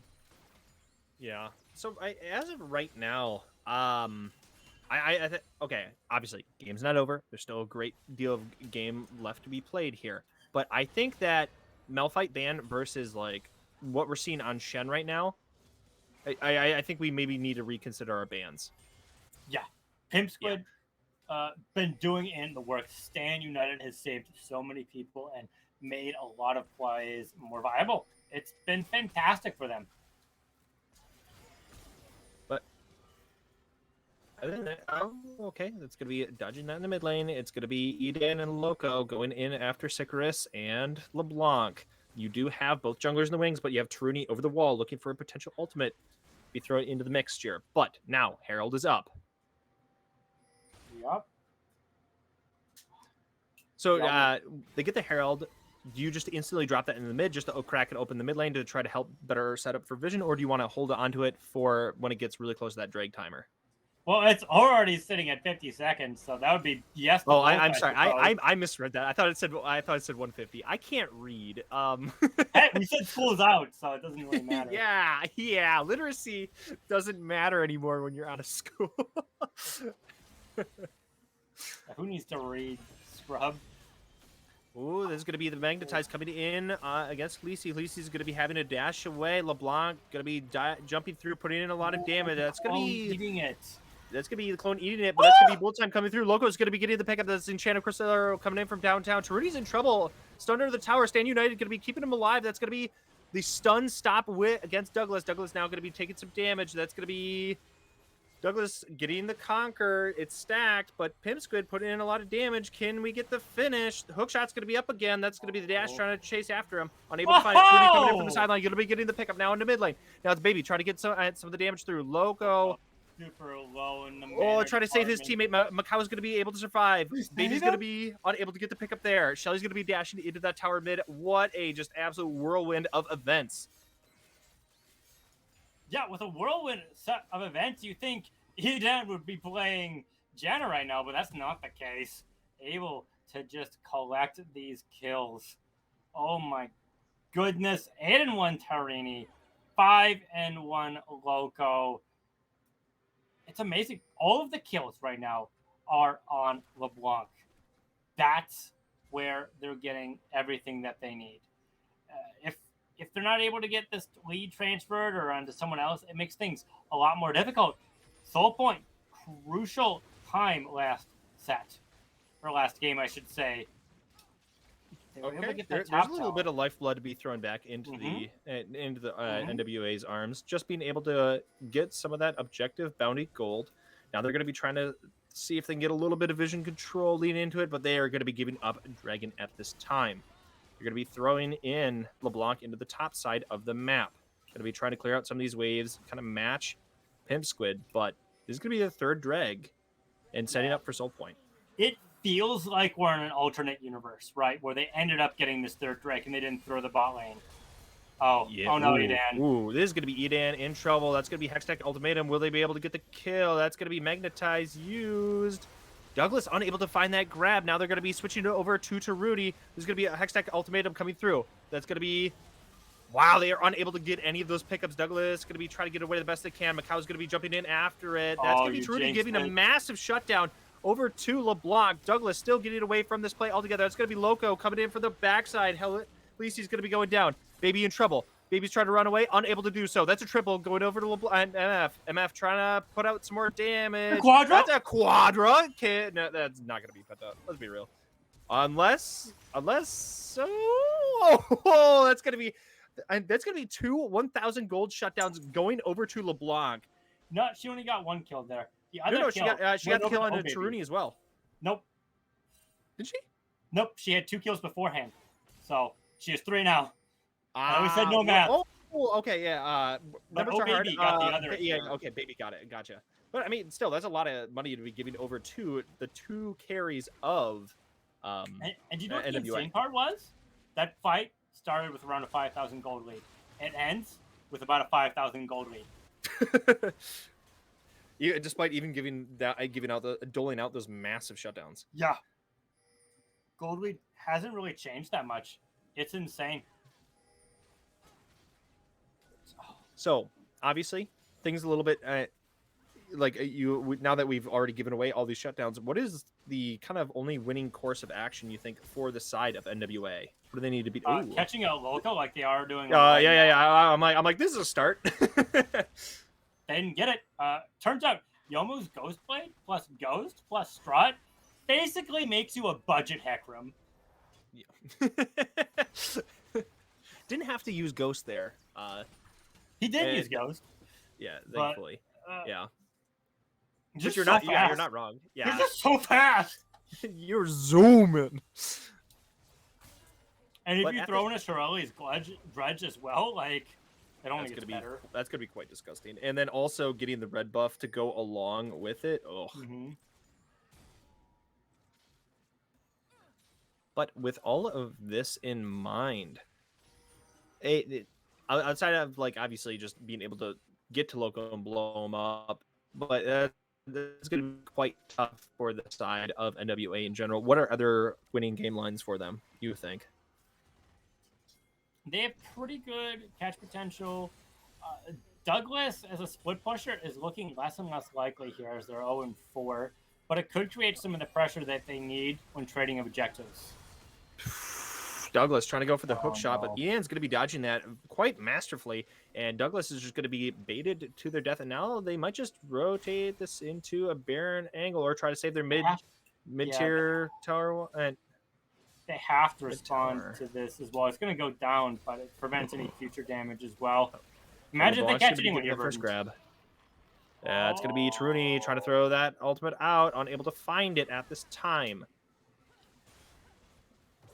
Douglas is still down for another 10 seconds. Plenty of time to catch this Baron. Baron's gaze could make things pretty deadly for them. NWA has all of their ultimates open for everyone who's alive. Not the same for Panthers. Taruni doesn't have the ultimate. Mm-hmm. As I say, that's a really big one here. Enchanted Crystal missing. Will be enough for the peel. The Enchanted Crystal Misso. That's going to be a TP from someone on the backside there. That's going to be Halisi getting Edan right out of the gate. This is going to be going for this Baron. This could be your bad situation here. That's going to be Loco going down. Douglas going to be getting the pickup. That's going to be quite low on this. Oh, my gosh. This is just not good for them. But Trudy going to be getting this pickup. Macau trying to survive there with the blobs. Will it be enough? It will not be. That's going to be 3 deaths there, giving over the objective bounty. And they just threw this game right back into NWA's favor. 2,000 gold difference right now. A little bit less than that 1.5k. They needed to be able to switch off the Baron sooner. It was pretty clear that Mako was going in pretty deep to stop stuff up, but people still hitting the Baron, splitting that up. Obviously leads to that deficit Baron's gaze as well. And if you look at the vision right now, right, there's the one blue ward. It was a little bit different until that got placed, but it's still not super strong if they were able to clear it out within that fight time frame. Also, why do you even want to go for Baron here? Like why even like potentially give them the option? Because like if that situation goes awry, then it just gets thrown right back in their favor. Ooh, this is gonna be Douglas coming in from the sideline. That's gonna be Edan jumping after Douglas. Douglas getting blown up. Taruni gonna be getting that kill, but now this is gonna be opening up Salt. This is gonna be a 4v5. This is gonna be LeBlanc getting in some damage onto Squid. Squid's going to get chunked out here down to half. They're still on this dragon. They haven't turned it yet. That's an Enchanted Crystal Arrow. Going to be finding one grab. That's going to be Taruni coming in from the sideline. Double fear. That's going to be Bullet Time coming through. Not getting out a lot of damage at this time. It's going to be them backing away. Halisi's trying to put in some damage. Edan in trouble. Halisi's getting the pickup. That's going to be a return from Loco. Loco and able to get a kill on Halisi. Now it's going to be LeBlanc over the wall. They're trying to go for some damage onto this dragon, but baby, quite low themselves. Oh, the reset. That's going to be a little bit of the reset on the Dragon. That's going to be LeBlanc putting out a lot of damage. That's going to be Macau getting that. There's going to be Mountain Soul. LeBlanc trying to get the root off onto Macau. Ooh, no plants, nothing to hit yet. LeBlanc still looking for some of these spicy dashes. Loco's so low in HP here. There's the Grudge, like I said, within their build. Now, 1,000 gold lead right now, staying about the same despite that. Objective bounties are gone now as well. With the deaths happening when they did, forcing that fight out, super good for Panthers, because that's meaning they're not using it for closing out towers, trying to get some of this as well to exchange, as they weren't able to close out that dragon fight. Douglas trying to stop this as well, which means Pimp Squid has to match. Their teleport is up for any cross-map plays. Whoa, that's going to be LeBlanc stealing that Rift Scuttler there. Yeah. Going to be doing a little bit of a spicy play. Edan going to be diving into the back line. Halisi in trouble. Going to get blown up. Now they're going to be looking at Baby. Ooh. Oh, barely going to be missing that ultimate. Now, trying to throw the damage back into Edan. That's going to be Macau jumping into the back line. Taruni trying to help his teammate here. Baby slowing Macau down into oblivion. That's going to be Stand United coming through. Oh, no. Okay, that's going to be stopped. Douglas going after him under tower. Honestly, Douglas, you should have let it go through. You would have gotten the tower. Yeah. The shield already went through. Yep. Wow. Honestly. Yeah. That would have been a little bit of a nightmare like scenario, but like with Macau jumping out, that would actually worked out kind of favorably. But with Stand United down, this could change up some of these scenarios.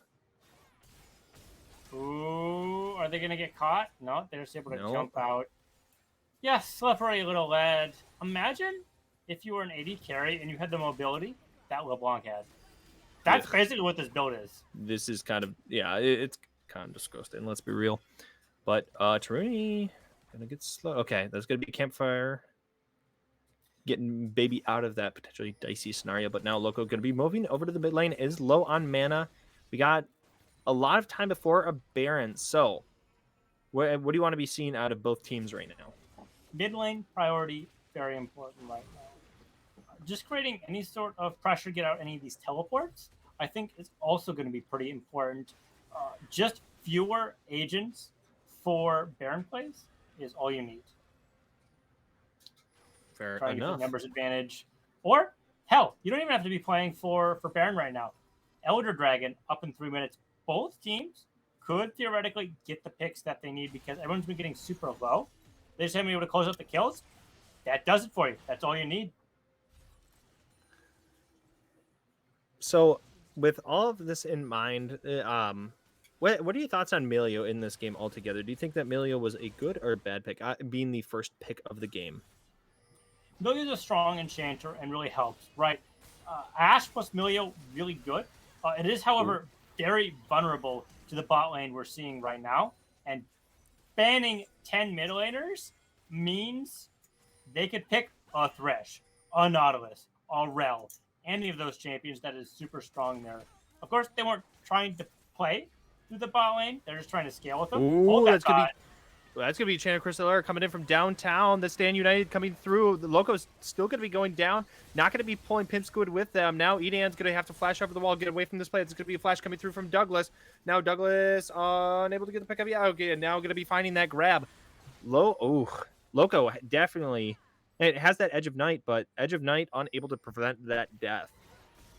Yeah, like I was saying before, just waiting things out is all that they need to do.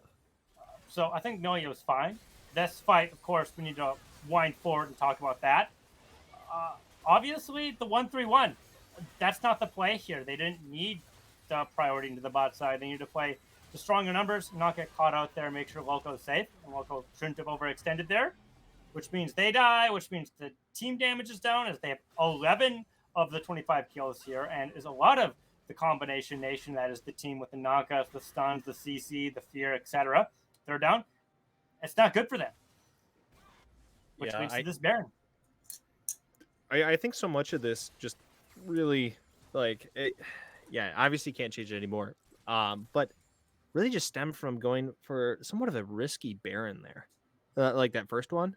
It's Yeah, it like was pretty they, risky. they they would have no chance to come back into this if they went for that, and then also just originally giving a lot of those 1,000 gold shutdowns over on that bot side of the Mhm. map, where it's like, They just went in too deep.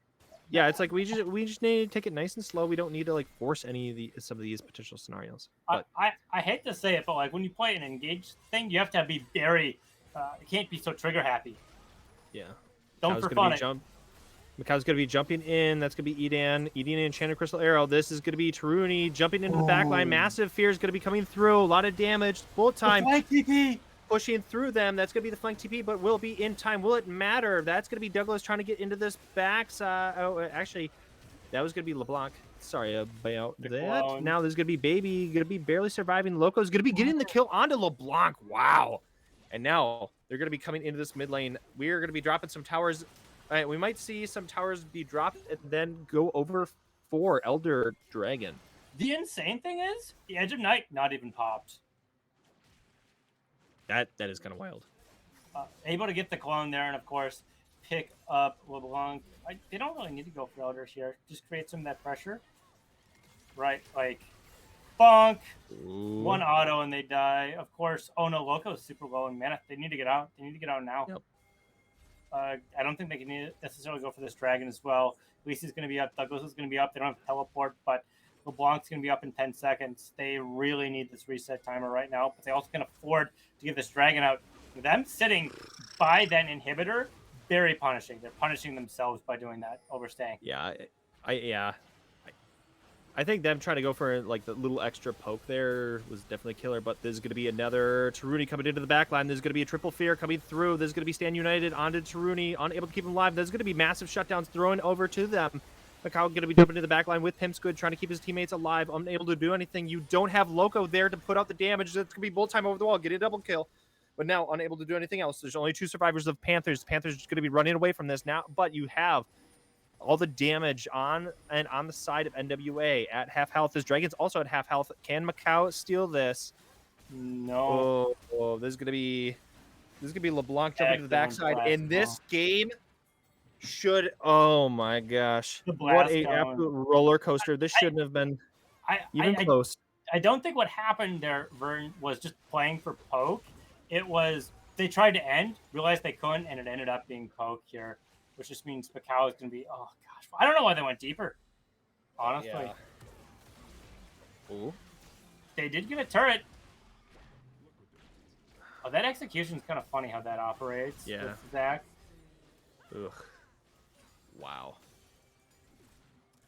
What? Now, here's the insane thing, Bert. Look at the kill scoreboard. 14 versus 30. You'd go, oh my gosh, red should have a lot more gold.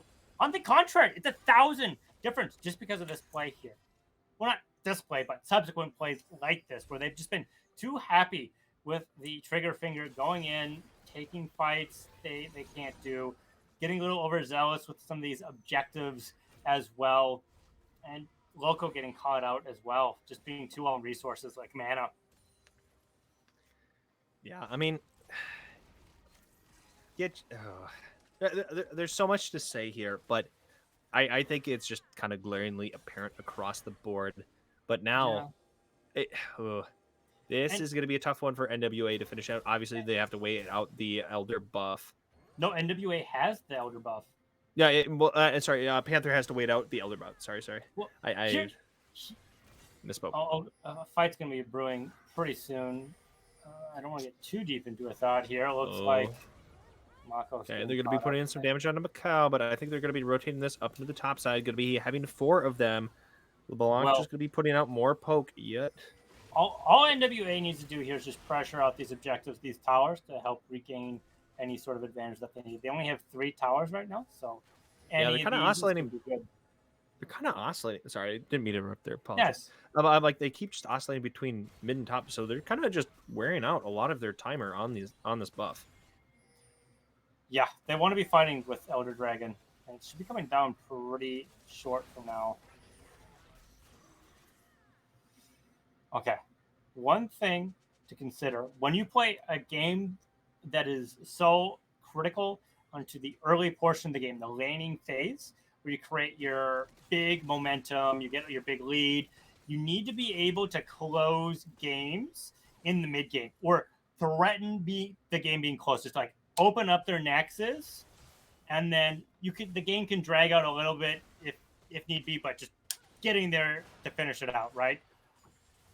We're at the 35-minute mark, right? When you have this big of a lead, you should have already ended the game with an early identity as part of your team. Not being able to do that, and NWA being able to stabilize is so harmful for that sort of macro.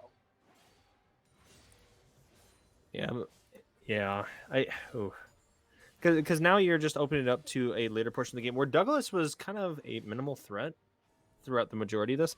Now Douglas is going to start being scarier and scarier. It has 3 completed items at this point. Will kind of be able to beat Shen in a 1v1.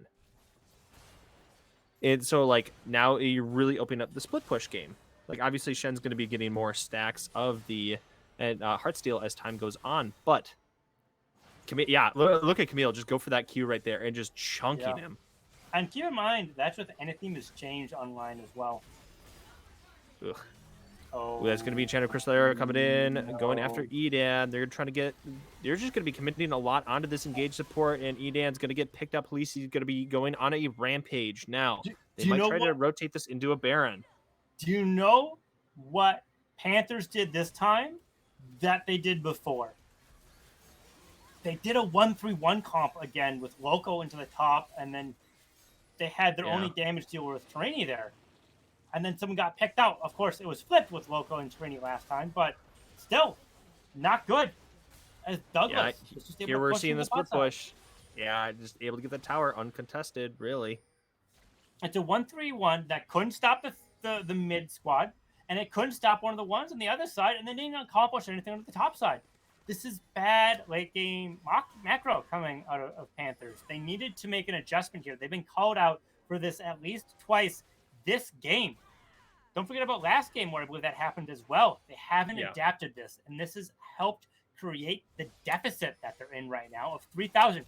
This is with Soul and uncontested. They have 0 Drakes on the other side other than the 1 Elder. Oh, we got Elder. Less than a minute. Yep, less than a minute. Baron online. Mid lane. I don't think anyone should touch Baron right now. I think that's a little bit too volatile currently. Just having that stat reduction in the play of things, I think that's a bad choice. Needs to catch someone else out, or get the split push off like we're seeing. Okay, it's gonna be forcing a flash out of Emilio. You have LeBlanc on that side flank, gonna be poking in some of this damage. Macau trying to get the grab.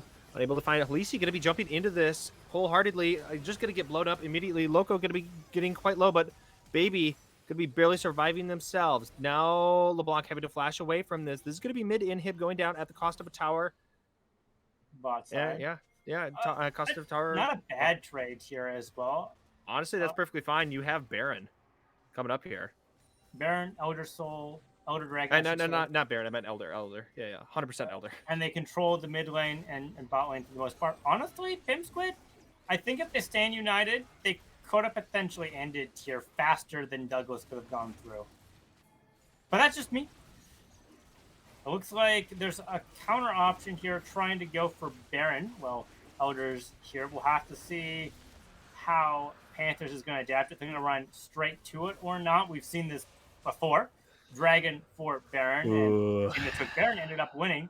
The recall here, pretty dangerous. They needed to rotate. It's going to be Taruni and Pip together. Enchanted Crystal Arrow coming through. Taruni could be a little bit of trouble. That's going to be a lot of damage thrown back against Baby. You have Shen. Stand united. It's in your team's identity. 2 people backing here isn't particularly great. It's quite good that they ended up not committing on either side for this fight. Are they going to be able to get this Baron? Are they going to be fighting for it? Looks like Khaleesi's saying, yeah, go ahead, take it. Nothing I can do.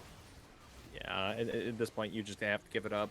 You just got to play for timing out. Now, okay, we're back in the driver's seat with Panthers. Can we finish? We're now at a point where we just had 2 people back before. We're starting to just really, really offset some of our backs here. But hey, we got these buffs. Loco's in the top side again. By himself for like no reason. Maybe they're trying to finish an item, but they're full build. Did they need an elixir? No, they have over 2k gold on them. They just took Baron. That should be enough for it. So the big thing here is they took Elder, which rotated to Baron, but that was delayed because of backs, which means they're just eating up more and more time with some of these critical buffs. Of course, this is going to force out Douglas's back as well.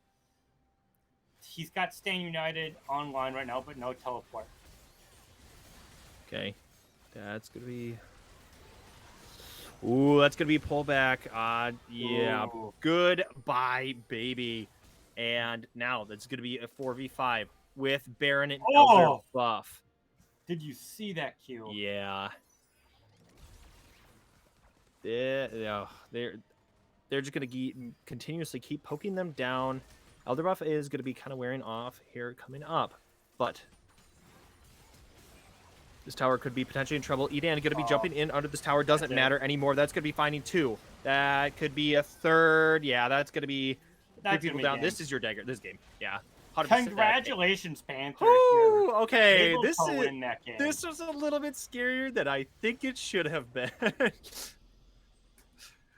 I don't know about you, but that one was woo. Yeah, 2 40-minute games in the finals, 1-1. Verdant, it's gonna be a banger set.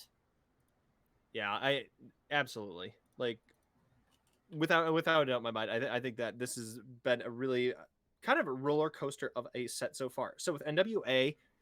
Obviously, losing that game, what do you want to change up? Obviously, early game didn't go well for them, but they were crawling their way back on the mistakes of Panthers. Honestly, here's what my game plan would be. Understand that they're going to be early game oriented. They're going to be some form of engage. Any form of disengage that you can do can be pretty critical. And then understanding that you have the better late game macro. So any game that does better past the 25-30 minute mark should be a winning scenario for NWA.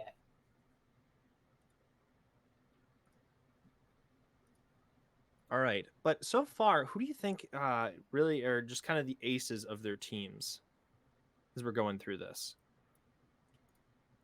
Tarini and Loco, pretty strong contenders here, as well as they've been able to get some nice pickups as well. Edan been pretty strong here. It's just very, very difficult. We also saw some great Stand Uniteds coming out as well. So it's very difficult to assess. I think the roams coming out of Edan is where I have to put it. Yeah. For Panthers, able to enable their team quite well.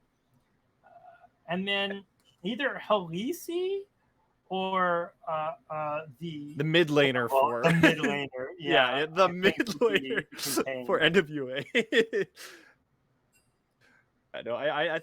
I think without a doubt, in my mind, mid laner for NWA, 100% clears. Just because like you had that 2-13 start, and like LeBlanc was the only one finding some value and really just held everything back in that first one.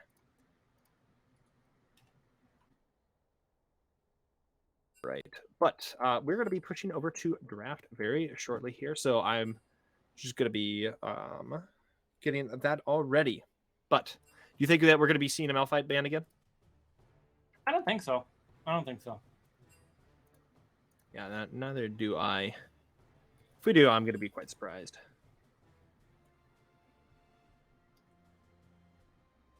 All right, I think, we're going to be ready and going right into the draft immediately. So we're going to be switching back to original sides. We're going to be having Panthers back on the blue side, reprising their original role, and we're going to be having NWA going back on the red. Yeah. Good switch up here. You know which teams won both sets? The red team. Yeah, okay. So the takeaway from this right now is red team always wins. So red deck wins. You can't tell me otherwise. Okay. Wow. Whoa. NWA is going to be. We did ban a mid laner. Hey, we didn't ban 2 mid laners in here. Well done. So, But Panthers going to be just on the tip of the iceberg here with the first pick. What do you think it's going to be? What do you think we're going to be seeing out of this? Could just do Silas. LeBlanc still hasn't been I'm banned. just kidding. Rel, okay, yeah. Yeah, Rel I think is very strong. Obviously, still a very good support, as we saw in that last game, but then also very good in the jungle role. But not going to be having such a freebie of a lane, considering that Milio has been banned this time. Yeah. Still pretty good part of their winning formula. Rel roams was good with everyone. So I like it. It's a good opener. This means NWA has to find a good response here. It's going to be a kill lane, so any sort of sustain is going to help. Poke is going to help here, or just any sort of enchanter, like a Lulu, per se. And the answer is Horse Boy versus Horse Girl. That sounds so cursed. I talked about budget Heckram last game, so now we have the real deal Heckram on red Coming side. to you this summer, Horse Boy versus Horse Girl? That almost the sounds sequel like to Lava Boy and Shark Girl. Oh, No, that's even better. I know it's Shark Boy and Lava Girl, but oh, but yeah, I was Ezreal's more gonna be thinking good of those like romance novels you would see at Barnes and Noble. Centaur for love. That's absolutely grimy to think about. I don't know. Anyway, let's get back to the draft. Yon, good, unstoppable, ultimate, able to knock people up. Their fates are gonna get unsealed. I hate this. Ezreal able to do some of that poke and stay away, I think is a good response to Rel as a whole. Obviously, strongest mid game, which can really help as well. Don't forget Heckram able to disrupt as well as Yone and Rel. So all in all, no one has a lead right now in the draft phase. That being said, early jungle pick versus early support / jungle, the flexibility is going to give an edge to Panthers. Same thing with Yone, can go in top or mid lane as well. Okay, I will say, what ADC do you choose to really go with your Rel to then be able to get that also gets away from Hecarim? Like potentially Jhin. Jhin Rel, pretty decent, can help pick up Ezreal, and you get to stand pretty far away. And they haven't picked any tanks, which Jhin is pretty weak to as well.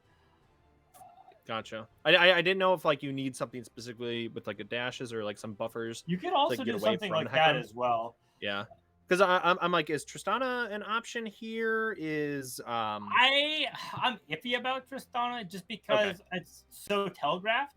That any or sort Xayah. Of disruption is pretty deadly. Xayah, pretty good response as well. Yeah, I'm it's a little tricky versus Ezreal because of the range deficit and the mobility. But still, all in all, works versus Heckram. You just press the R button a little early and you win every time. Okay, so right now, Panthers just does not care about Douglas just continuously playing just going back on the field. But we're going to be picking Alistar into the bot lane. So right now we have a lot of CC coming in from NWA. The only exception to that, obviously, Ezreal. But Alistar really likes to roam a lot, and Hecarim obviously loves to roam as a jungler altogether, being able to continuously run around the map. So I'm curious as to how this game is really going to be playing out. Yeah. And what they're going to be picking for bot side. Well, Panthers has to commit at some point here with some of these picks, because both the Mumu and Rel can go to the bot side. Felios, good scaler, and the Gravitas can help here as well. More late game oriented than some of these other champions like Ashe. Well, Ashe is still a pretty decent hyper carry, but more than Misfortune is at least. Yeah, an important thing to note that Felios for 1313 has gotten 3 separate buffs. Was it Severum has less healing, Gravitum has less slow, and then also I think they're the recharge or the cooldown rate of the gravitum, I think, was also increased. There's like one other thing in there. So it's like Aphelios definitely is taking a hit just because in the pro scene, Aphelios was, I think, He took a clearing. nerf. I'm like Aphelios was clearing everybody, but wow. Okay, I'm like, we're going for Ord here. Holy moly, we got some tanks. But Cho'Gath going to be picked up by Panthers. Yeah, Yone Aphelios, Yone into the mid lane. Well, Cho could go into the mid, but that's not going to be where you want to be fighting Lysandra. So Yone roams plus Rel, Amumu, probably Amumu jungle. Yeah. Obviously, that's going to be kind of subject to change. You could, I think Amumu does have a little, you're able to buffer through a lot of different stuff with bandage toss. So I think that Mumu, you could make some arguments that does fare a little bit better against Alistar. But all in all, I think you really just want to be. I think they're going to be sticking with the tried and true Rel in the hands of Edan. Edam. Camille into the top side, trying to split over the primordial being that is Cho'Gath here. Douglas was pretty strong once they got their third item, were able to split push. Wasn't able to finish up game 2 at all, but still pretty important. Bot lane. It's just going to be so awkward for both of them. Whoever engages first is a bit of an awkward spot. Alistar, though, will be able to tank a lot of damage when his ultimate is online. So, with this, what objectives do you think that, and do you think this is going to be opening up the window for NWA to start contesting some of these early drags? No, I don't think so. Camille isn't going to be there for the drag, so that means you have to rely on Alistar CC plus Lysandra's, and I guess a little bit of Hecarim's as well. Versus Amumu, Yone, Rel, and Aphelios will have crowd control. They'll have a little bit more damage. Yeah. But on the flip side, Panthers is also just going to be tankier and have way more CC because you have 2 bandages with Amumu. So 2 tries to hit and 2 chances to stun. Stun. So I don't think that's going to be the play. It's going to be create a buffered early game so they don't get as much on Panthers side, win the mid game, and just kind of push over from there. Yeah, I think that okay. In top side, Camille should just continue. Camille is okay. Douglas on Camille is supposed to have had the advantage every game, but I feel like Pimp Squid has definitely just really mitigated some of the impact that Camille is supposed to have had in a lot of these different matchups. I think that maybe if Camille went for Grasp instead, we might be seeing a little bit of different gameplay together. But I think that I'm still going to be I'm now going to start giving Pimp Squid the advantage in the top lane, just because we've seen facing the odds 2 games in a row. They just never go for a pretty long fight, right? They haven't been able to, so Grasp would get more value out of it rather than Conqueror. Yeah. Here. But in the mid lane, I think that Yone is going to be having a little bit of a hard time against Lysandra, just because at any single time he tries to dash close by Lysandra, she's just going to be able to root him, get the Q. She's going to be able to, I think, nearly always proc Electrocute, and can be also disjointing some of his disjoint the knockup with the Q3 with the E. So I'm kind of curious as to how Lysandra is going to be dealing with the movement of Yone. Yeah, we'll have to see how that goes up. I think it's just all about the wave management to see who gets to roam first, plus some of that vision. All right. Well, we're just going to be pushing this one over to commercial break. We will see everyone back with the game 3. We're going to be seeing who takes the advantage for the rest of this finals set. Don't go anywhere. We'll see you shortly.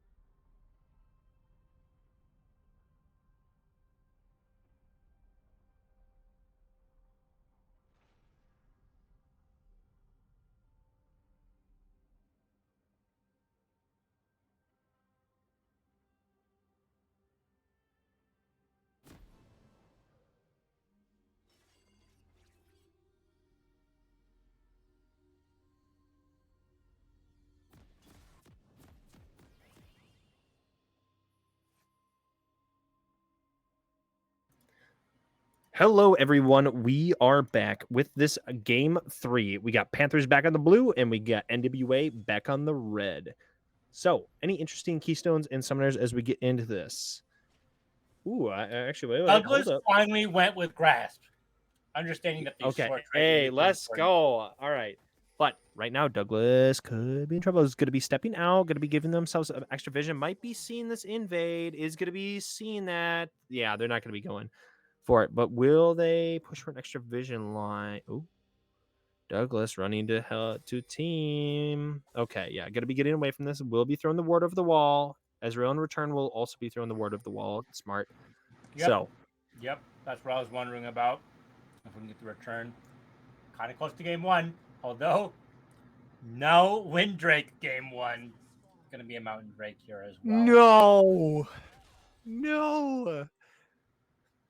Dude, Logo, very statistically, comfortable. that would have been like a crazy like event, you know? 1/6 to the third. Yeah. But okay. Oh, we're going into a pause. But anyway, in the meantime, we can talk about some of these keystones and builds. We're going to be seeing the tried and true Gust Walker onto the Hecarim. Going to be seeing the Call on Aphelios versus the Ezreal going for the Longsword, kind of mirroring a little bit of that game 1. I'm not surprised to be seeing Phase Rush onto Hecarim whatsoever. Conquer Mumu, perfectly normal. Fleet footwork on Loco. I've definitely seen have some fairly good impact. Like by comparison to Lethal Tempo, I think it kind of got nerfed quite a bit. Mitigates some of the poke that you get from Baby on his Ezreal. All right, it is just paused very shortly, just to equate for the pause that we had earlier. Yes, and the buffer. So, do you think that we're going to be seeing Loco get the first blood yet again? It's a little less likely with Aphelios. Yeah. Especially with a Cull. But Ash wasn't that strong early on as well, so still a chance. It's all about that level 2 play if they're able to get it. They currently have a minion lead. They've pushed a little overzealously, which means that Baby's going to be a little bit safer. So probably not. Yeah, I was gonna say, I'm like, you can do a little bit of extra poke with Calibrum, but at this time, they're just gonna be taking it nice and easy so far. Yeah, look at this. They got the level 2, but the wave crashed right at their tower, so unable to capitalize on that level lead because they pushed a little bit too hard, which just let Baby and Sycris just back off for free. This will create a nice back timer for them to try and get some extra gold, but that's just going to be 300 for boots, which is like nice, but not going to be lane changing. Oh my gosh. Douglas. Almost. Douglas being taken to task. Yeah. Turns out Scissor Legs not very good at fighting dinosaurs. Yes, the very much classic rock, paper, scissors. A new opponent has entered the fray. Dinosaur. Yeah. I found out Spock was too strong, so got nerfed to dinosaur. Oh, Taruni potentially in trouble. Gonna be trying to put out as much damage as possible. Gonna be getting that first blood. Gonna be turning that play. Pimp Squid in the top side, getting quite low. Douglas gonna be getting the first kill this time. This is gonna be Edan getting knocked up. You have Macau coming in on the sideline. It won't matter. Taruni gonna be also surviving in that mid lane. That's gonna be TP coming in back from Lysandra. We're going to be seeing a very different game so far. Macau going to be in trouble, trying to get away to the best of their ability. Going to get knocked to the wall, flashing over. Okay, but this is going to be Pimp Squid TPing back into the top side. Has no flash. Wow. Yeah. Trinity able to get that out, just being able to get that extra E damage in there. Dorian Shield really does help with some of that sustain and poke. And the flash topside from Douglas is so well done. I know we said they should be winning, and they finally are. And what was the big change? Grasp yeah. over Conqueror was enough to secure this. And that opens up like super early Sheen onto Camille, just enabling these short trades even more. So I think this is just exactly what they needed in this condition. And they're not going to be starved for as much gold. They were traditionally behind in farm, I believe, in the last few games. Terraini is able to just go in and harass. Oh, the Well, speaking Gravitone. of harassment, Loco going to be putting in a lot of work here. Oh. Baby in trouble. Edan's going to be getting the pickup there, not going over to Loco, but still an advantage nonetheless in the bot lane. Through, flash, and heal their burdens. It's what happens when you end up going for a tier, not the strongest item on. I know the other guy went call, Loco went for call, but still, just being able to chain Gravitum into Rel's whole kit is going to catch you out. Arcane Shift, 20-second cooldown. It's one of the pitfalls of Ezreal. You're like, I'm playing a very safe AD carry. That means I'm not going to get caught out as easily. And then you go way too deep, and you go, oh yeah, I'm still an AD carry. Ooh. Cho'Gath going to be definitely struggling in this top side. Macau is going to be coming up here. We'll see if he's going to be helping his teammate shove in that lane. Walked away originally, but Taruni now going to be trying to put in some damage onto Lissandra. Going to be using the Fate Unsealed. Will it be enough? Going to be dashing back. Hecarim trying to put in the work there, but Douglas in trouble on the top side. That's going to Taruni get the knockup on Elise. That's going to be Lissandra coming back, unable to get the pickup. Now Edan, can he finish off Lissandra? Can he finish off Elise? No, he can't. Oh, living with an ever tickle of health at best. 17 and then 81 health now. So even lower because of the regeneration. My goodness, so close. Going in too deep. Ooh, yummy, yummy. That Camille in my tummy. Yeah, another feast stack. It's usually a little bit harder to get those. You end up having to use them on minions early on, which just means you're going to get the actual stacks a little bit faster and get crashed there. Not only is that more gold because of the plates, an extra 175, but that's less gold for your opponent and less XP. It's a level 6, level 5 difference already. It's going to be pretty difficult for Loco to do anything here with Edan as the waves pretty big, makes things a little bit more difficult to land those skill shots, but we have Flamethrower here, so we should be able to clear the wave pretty easily. And it looks like they're not going to go for a freeze here, Vern. Being Dragon's online, Dragon could be done in about a minute. We've been seeing it around the 8-minute mark before. So this could be changed. A lot more blood has been happening in this laning phase. Across the map, we have kills in every lane. Okay, Sycris is going to be going for a little bit of a dive in the mid lane, but now is going to be kind of taking some half their health in return. Edan going to be rotating with his teammate, but you have Halisi in the wings. They don't know he's there yet. Taruni might be potentially overcommitting on something. You have Douglas also rotating down on the top side of the river, and that's going to be Edan walking away from this. But Taruni not committing there still very much in trouble. That's going to be a root coming through. Can he get Dar off? Will it even matter? No, it won't. Halisi's going to be getting that pickup. They are just trying to really shut down Taruni to the best that they can.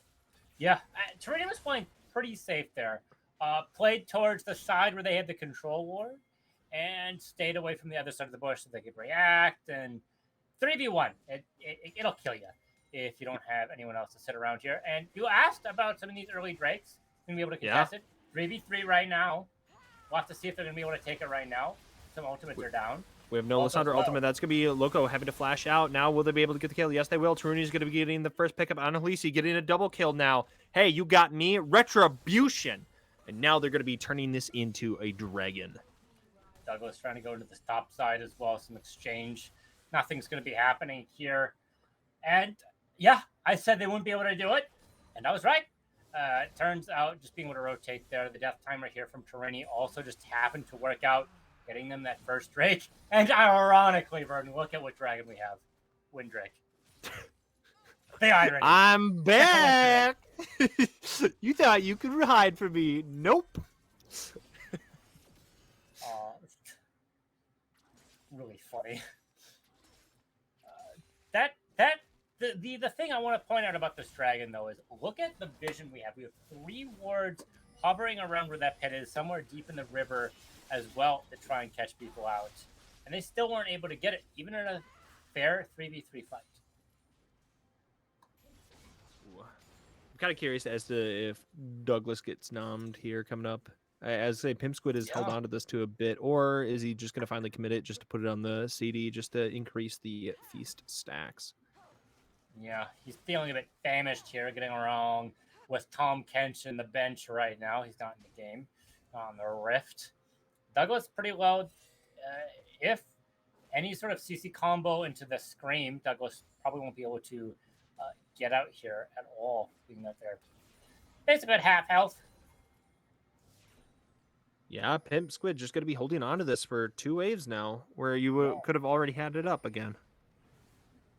Yeah, just a little greedy. Yeah. Maybe they were deliberately holding on to it. Rift Herald is on right now. Maybe they're trying to get it on that objective to help with the extra smite.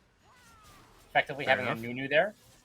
And it looks like they rotated for it for under there. So I think that's respectable. Holding it in case something happens wave 1 and then wave 2 going to the Rift Herald. Oh, I think that's fair. Loco could though, be in super trouble vulnerable. here. That's going to be pushing it through with the Hecarim. That's going to get knocked up. That's going to get exhausted. Ultimate could be coming in from Loco. Halisi's going to be getting low on health, unable to get the pickup there. That's going to be the ghost coming out of Halisi, unable to find anything. Edan trying to look for Halisi. Will he be able to find it? Going to be hopping over that wall. Going to be forcing him over to the mid lane. Will he execute? That's going to be Loco still getting that pickup. Wow, what a turn around of a play. Who wins, Horse Squirrel or Horse Boy? Turns out Magic Moon Gunman. Magic Moon Gunman with Dead Sister. The thrilling conclusion, the thrilling twist that no one ever thought there was going to be.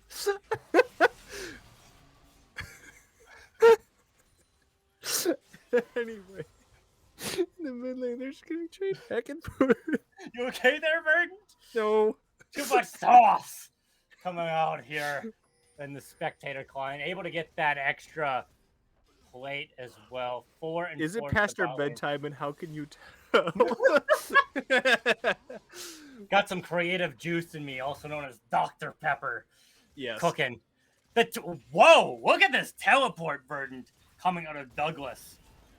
Douglas is going to be coming in from down Berrytown on the backside here, but Secret is just going to be dead before we get there. But Douglas still coming through.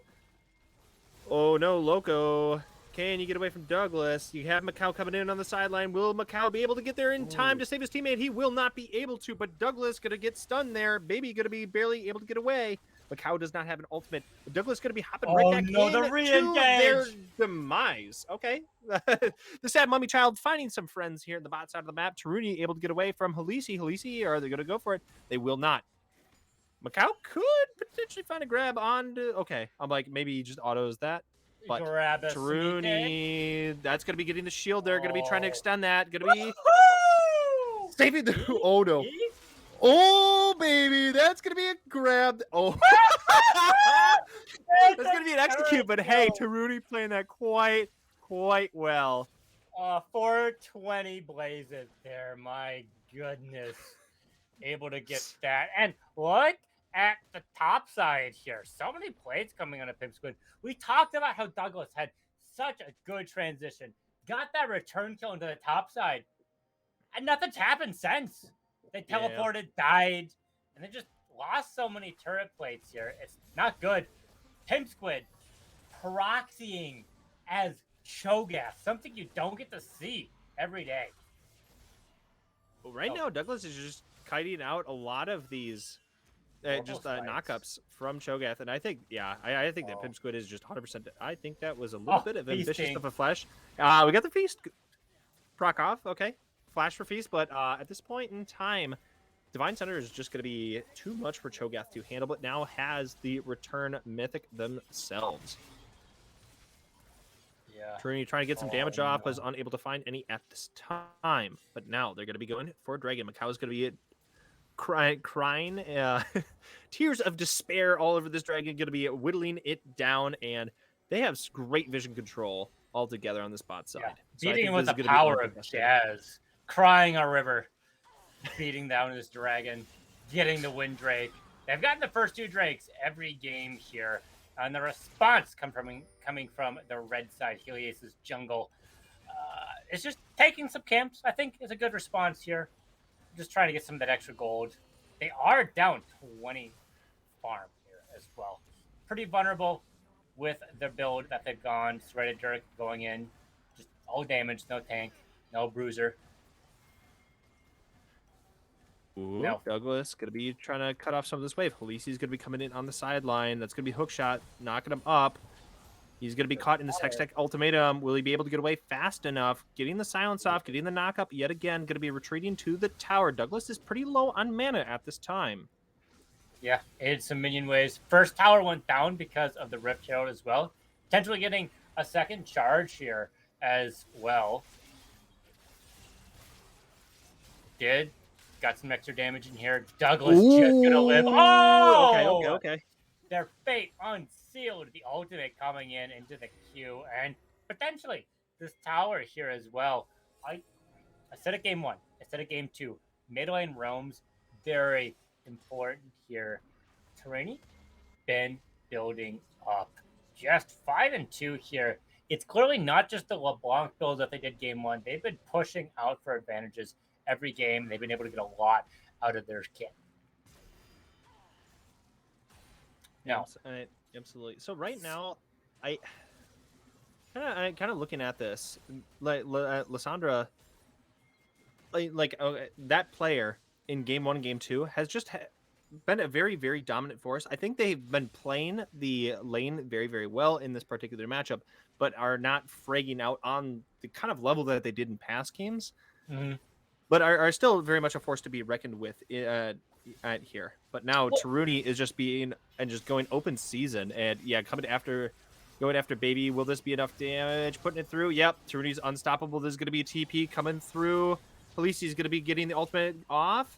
Douglas with the okay. Douglas, and it has 4 kills at this time. That being said, Tarini for mid lane plus a kill as well. Pretty good. Oh no. Oh, ooh, Lysandra, no. nice pickup and the shutdown.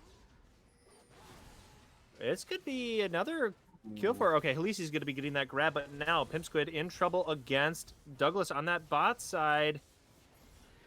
Yeah. So this is what I was talking about. Game 1 and game 2. It was pretty clear that Panthers has an early game thing. They got 1 Rift Herald. They've got 3 early towers, 2 dragons to get a lead. They've got a 5,000 gold lead.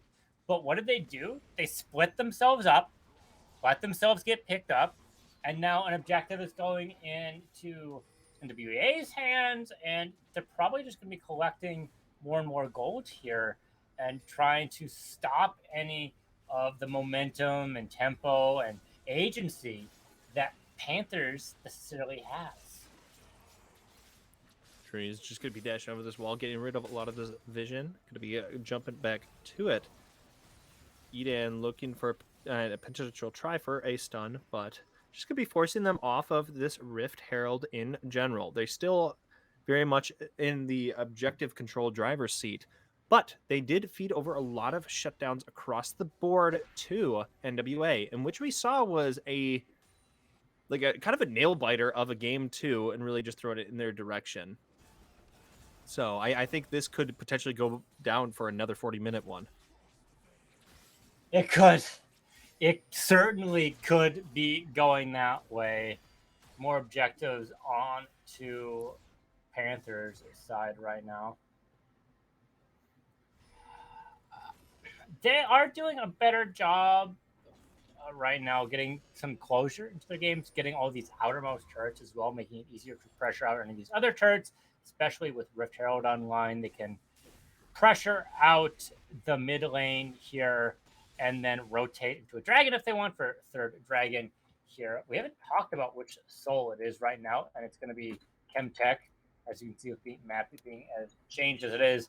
Extra far blast cones, better far sight plants as well, and then more impressive Healy Boy plants as well. Ooh, are they? Okay, I'm like, I thought Alistar was looking for the angle to go up against Eden. But right now, Loco shoving in the mid lane.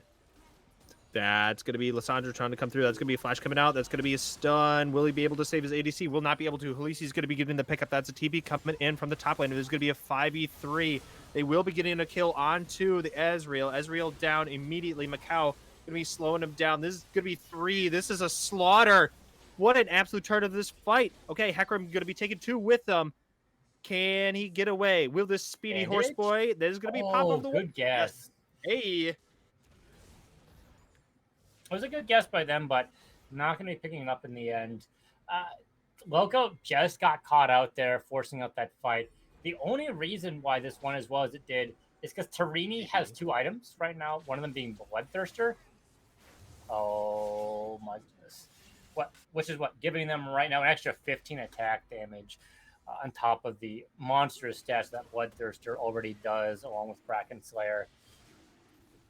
Again, Mako trying to beat this dragon with the power of Jazz. Pretty difficult to do. Can't cry a dragon to death.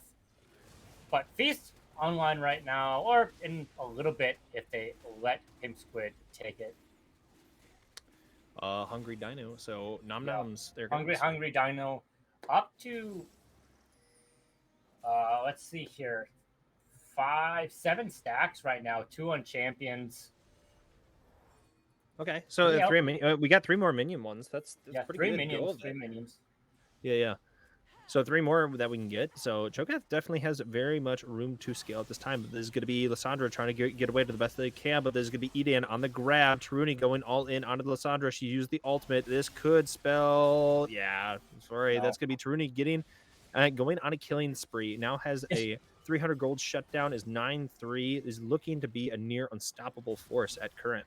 Yeah, Douglas's split push being quite good, and it looks like Lissandra's Enchanted Tomb, or no, was it Frozen Tomb? There we go. Yep. Frozen Tomb was in fact a tomb. Wasn't able to lay it off enough. Teleport coming in line here. Douglas might be able to change this fight. They're putting in a lot of damage. That's going to be taking down Sicarus. Now they're going to be coming after them in the mid lane. Oh, that's going to be Macau finding the double grab. That's going to be Loco coming in with a big damage. And Douglas going to be able to dash out. Going to get caught up by the Fate Unsealed, but doesn't matter. Trumi's going to be getting that pickup. That's going to be him on a rampage. Yeah, Sicarus flying too close to the sun there. Getting caught out. And this Baron, it's pretty fair for Panthers to take it. 3 people down, one of them being the jungler. It's pretty difficult for Baby to do it. They do have their ultimate online right now, so True Shot Barrage could take it, but you know what also takes it? Feast. Giving a huge advantage over here. Not as gross of a KD difference as we saw last game. It's 20 to 11, 29,000 or 9 kills, but that being said, 44k versus 35k, that's approximately a 9,000 gold difference. That's pretty game-ending. A lot harder to throw here. Last game, we saw a maximum of like 5 to 7,000. So still hard to throw at that range, but it's even harder at this stage. That being said, Tarini has most of that gold here. Sitting at 11,000. Loco sitting at 10, and everyone else is sitting at 8. And of course, support is at 6, but support's going to be in a deficit here. The highest gold on the enemy team here is Douglas and Lissandra here as well, sitting at 8.5 each. Everyone else sitting at 7,000, and Sicarus sitting there at 4,000. So there's even about a 2,000 gold difference among supports. Ooh, we're going to be trying to collapse onto Taruni in general, but Taruni's just going to be coming in with the damage. There's going to be a TP in from Douglas. Will Taruni be able to get away? That's going to be stunned. That's going to be Edan coming over the wall, trying to save his teammate. Taruni going to be able to get out of this. Now going to be coming in. Oh, Taruni is just getting CC'd into oblivion. That's going to be a big shutdown going over to Lissandra. Edan trying to get away to the best they can. Macau trying to help his teammate, and he got 1 kill so far. Halisi getting the pickup. Ooh, get the dash over the wall. Now that's going to be Macau on a triple kill. Can he go for the quadra? But we have over on the top side of there. That's going to be a quadra going over to this sad mummy child. The one time the 1-3-1 paid off. They're going to be able to close this game, Bert, at 23 minutes. I told you what they needed to do. They needed to get this early win, and they ended up doing it. Panthers has adapted. We're not getting a 40-minute game burdened. We're getting a 24. Oh, thank God. Dude, I got to wake up. We got to wake up super, super early. So, but don't leave us. So I'm okay with 20-minute game personally. It's a best of 5. There's at least one more game right now. It's going to be very exciting. Okay. Panthers. It will be. Panthers. No matter what.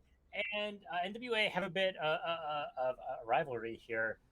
It does favor Panthers, though, which is going to give them a bit of an edge. Will they be able to keep the lead between these two teams here? We'll have to find out in a bit.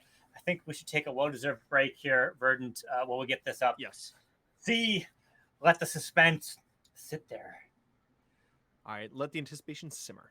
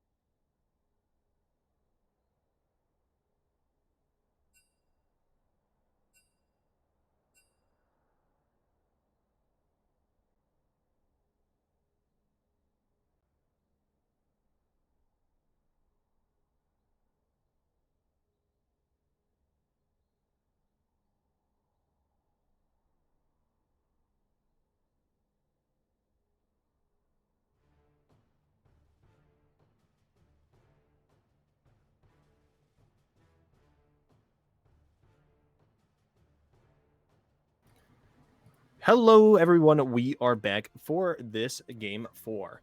NWA did not want to swap sides at all, so we're going to be seeing Poison Panthers back on the blue side and NWA on the red side. So this time, I think, okay, from game 1 to game 2 to game 3, I think Douglas.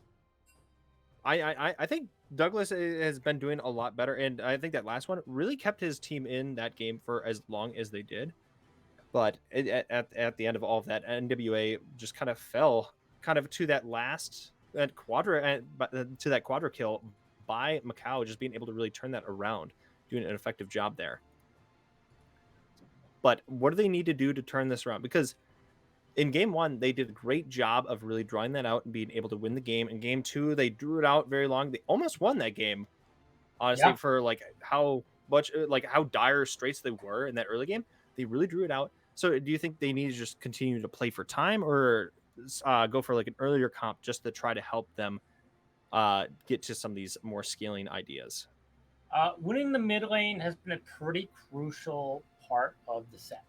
So being able to do that and mitigate the lead that happens early on, just not dying, maybe forfeiting a little bit of farm, I think would be a good adaptation by NWA here. And then if they have the good rotation to contest a dragon, go for it. If they don't, obviously try and find somewhere else to get an advantage. And then just playing for where they're stronger. They've had pretty good late game macro where they've been able to pick things up. I think that would be all they need to do. So we're already getting into the bans at this point in time.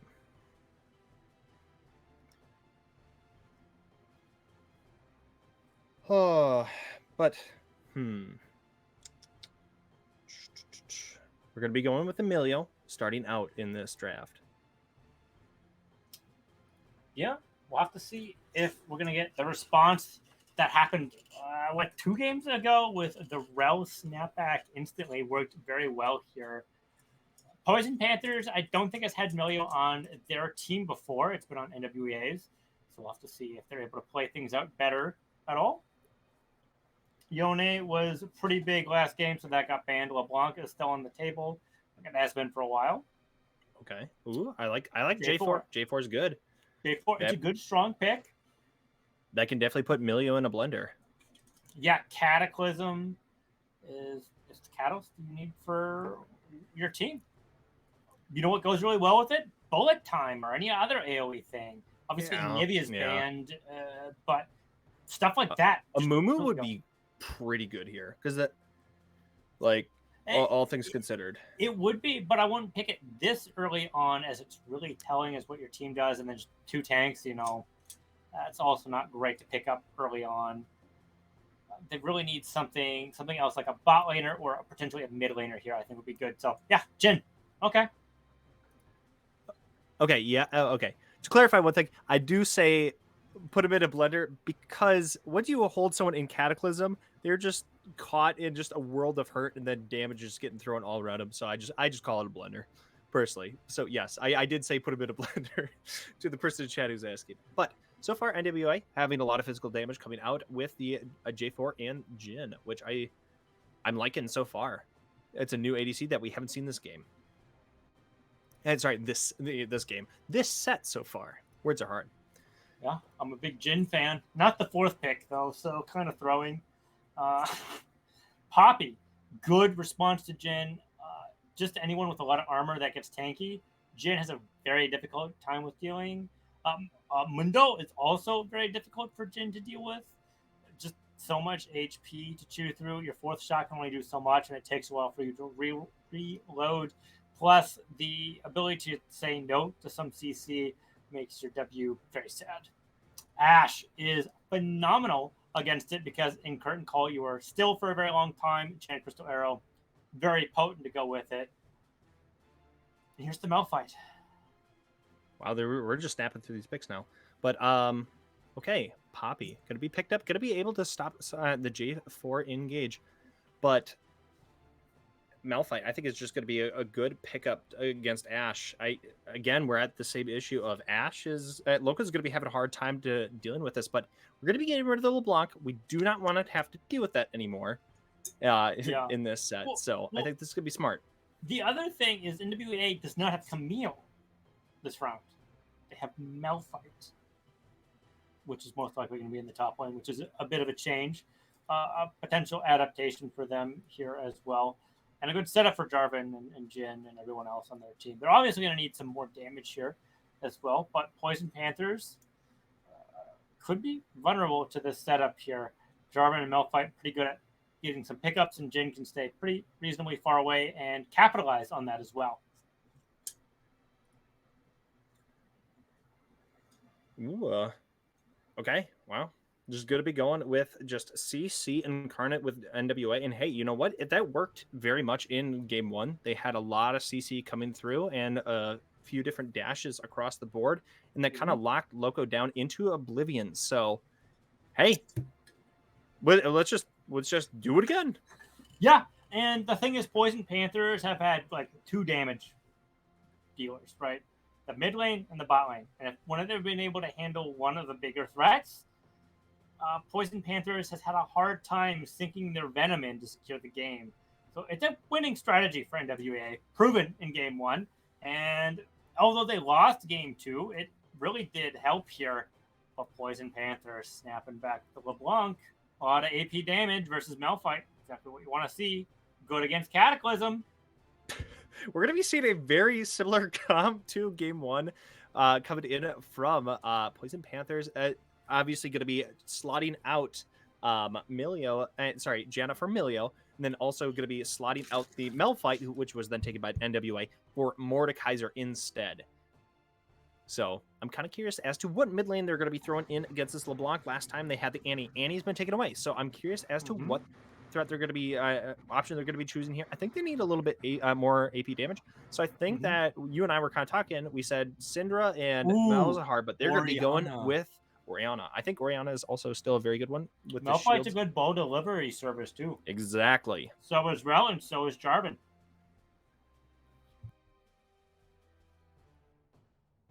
So, at this time, who do you think has the advantage here?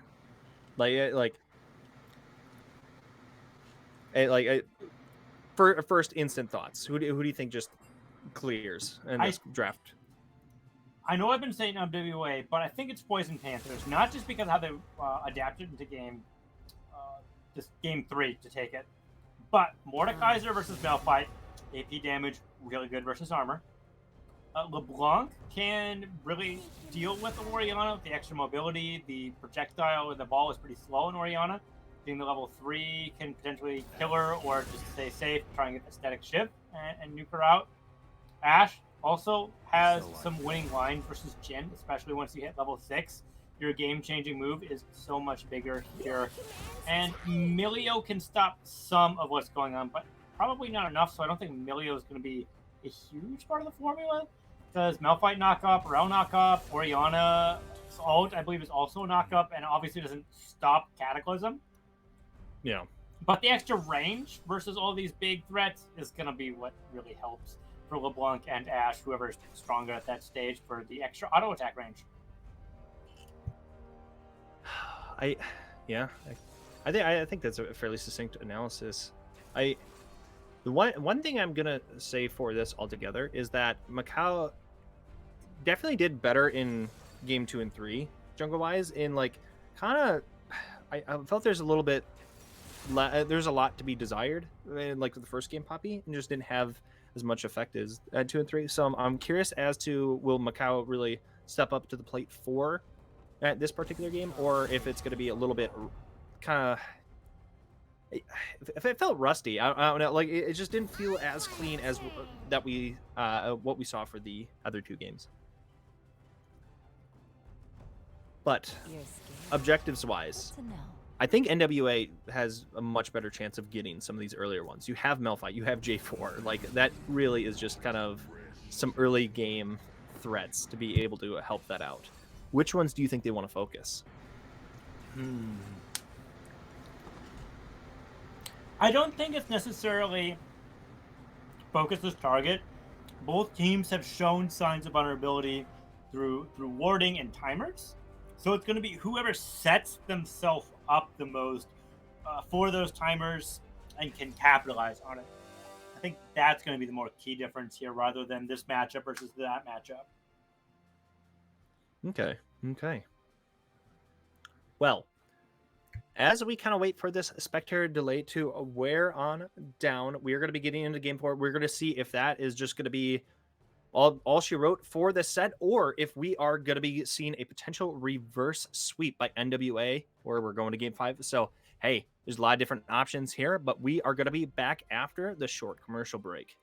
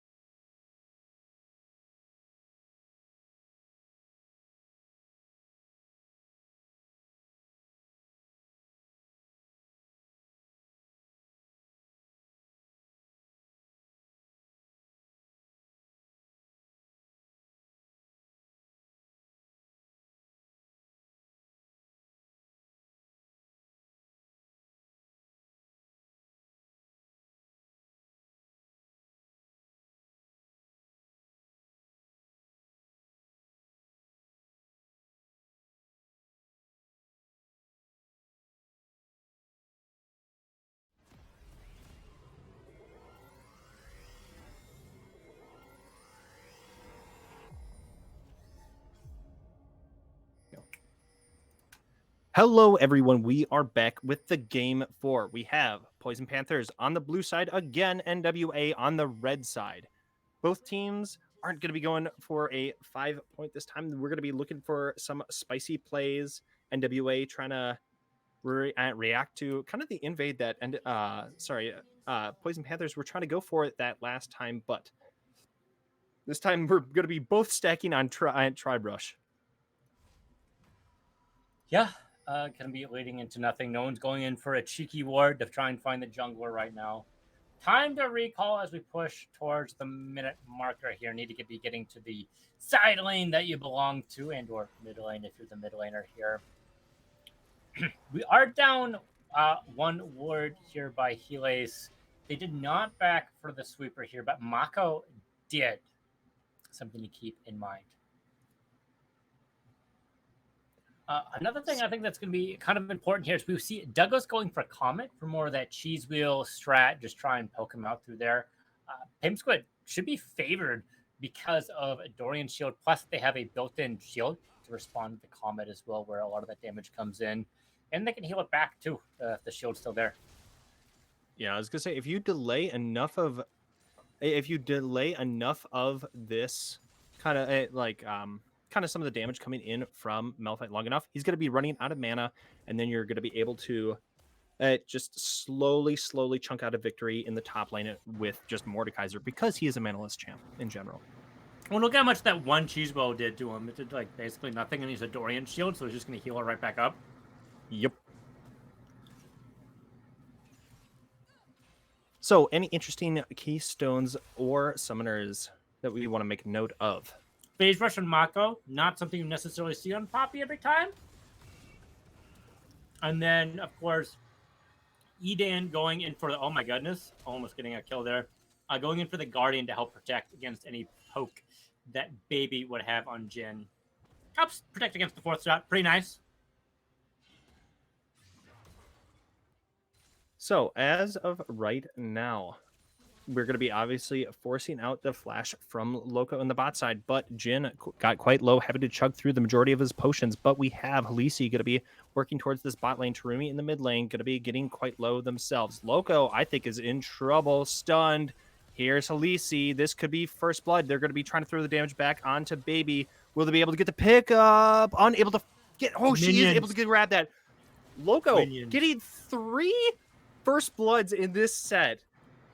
Absolutely bloodthirsty bot laner. But now, Halisi going to be going in after Edan. You have Macau coming in through the sidelines. That's going to get the knock up.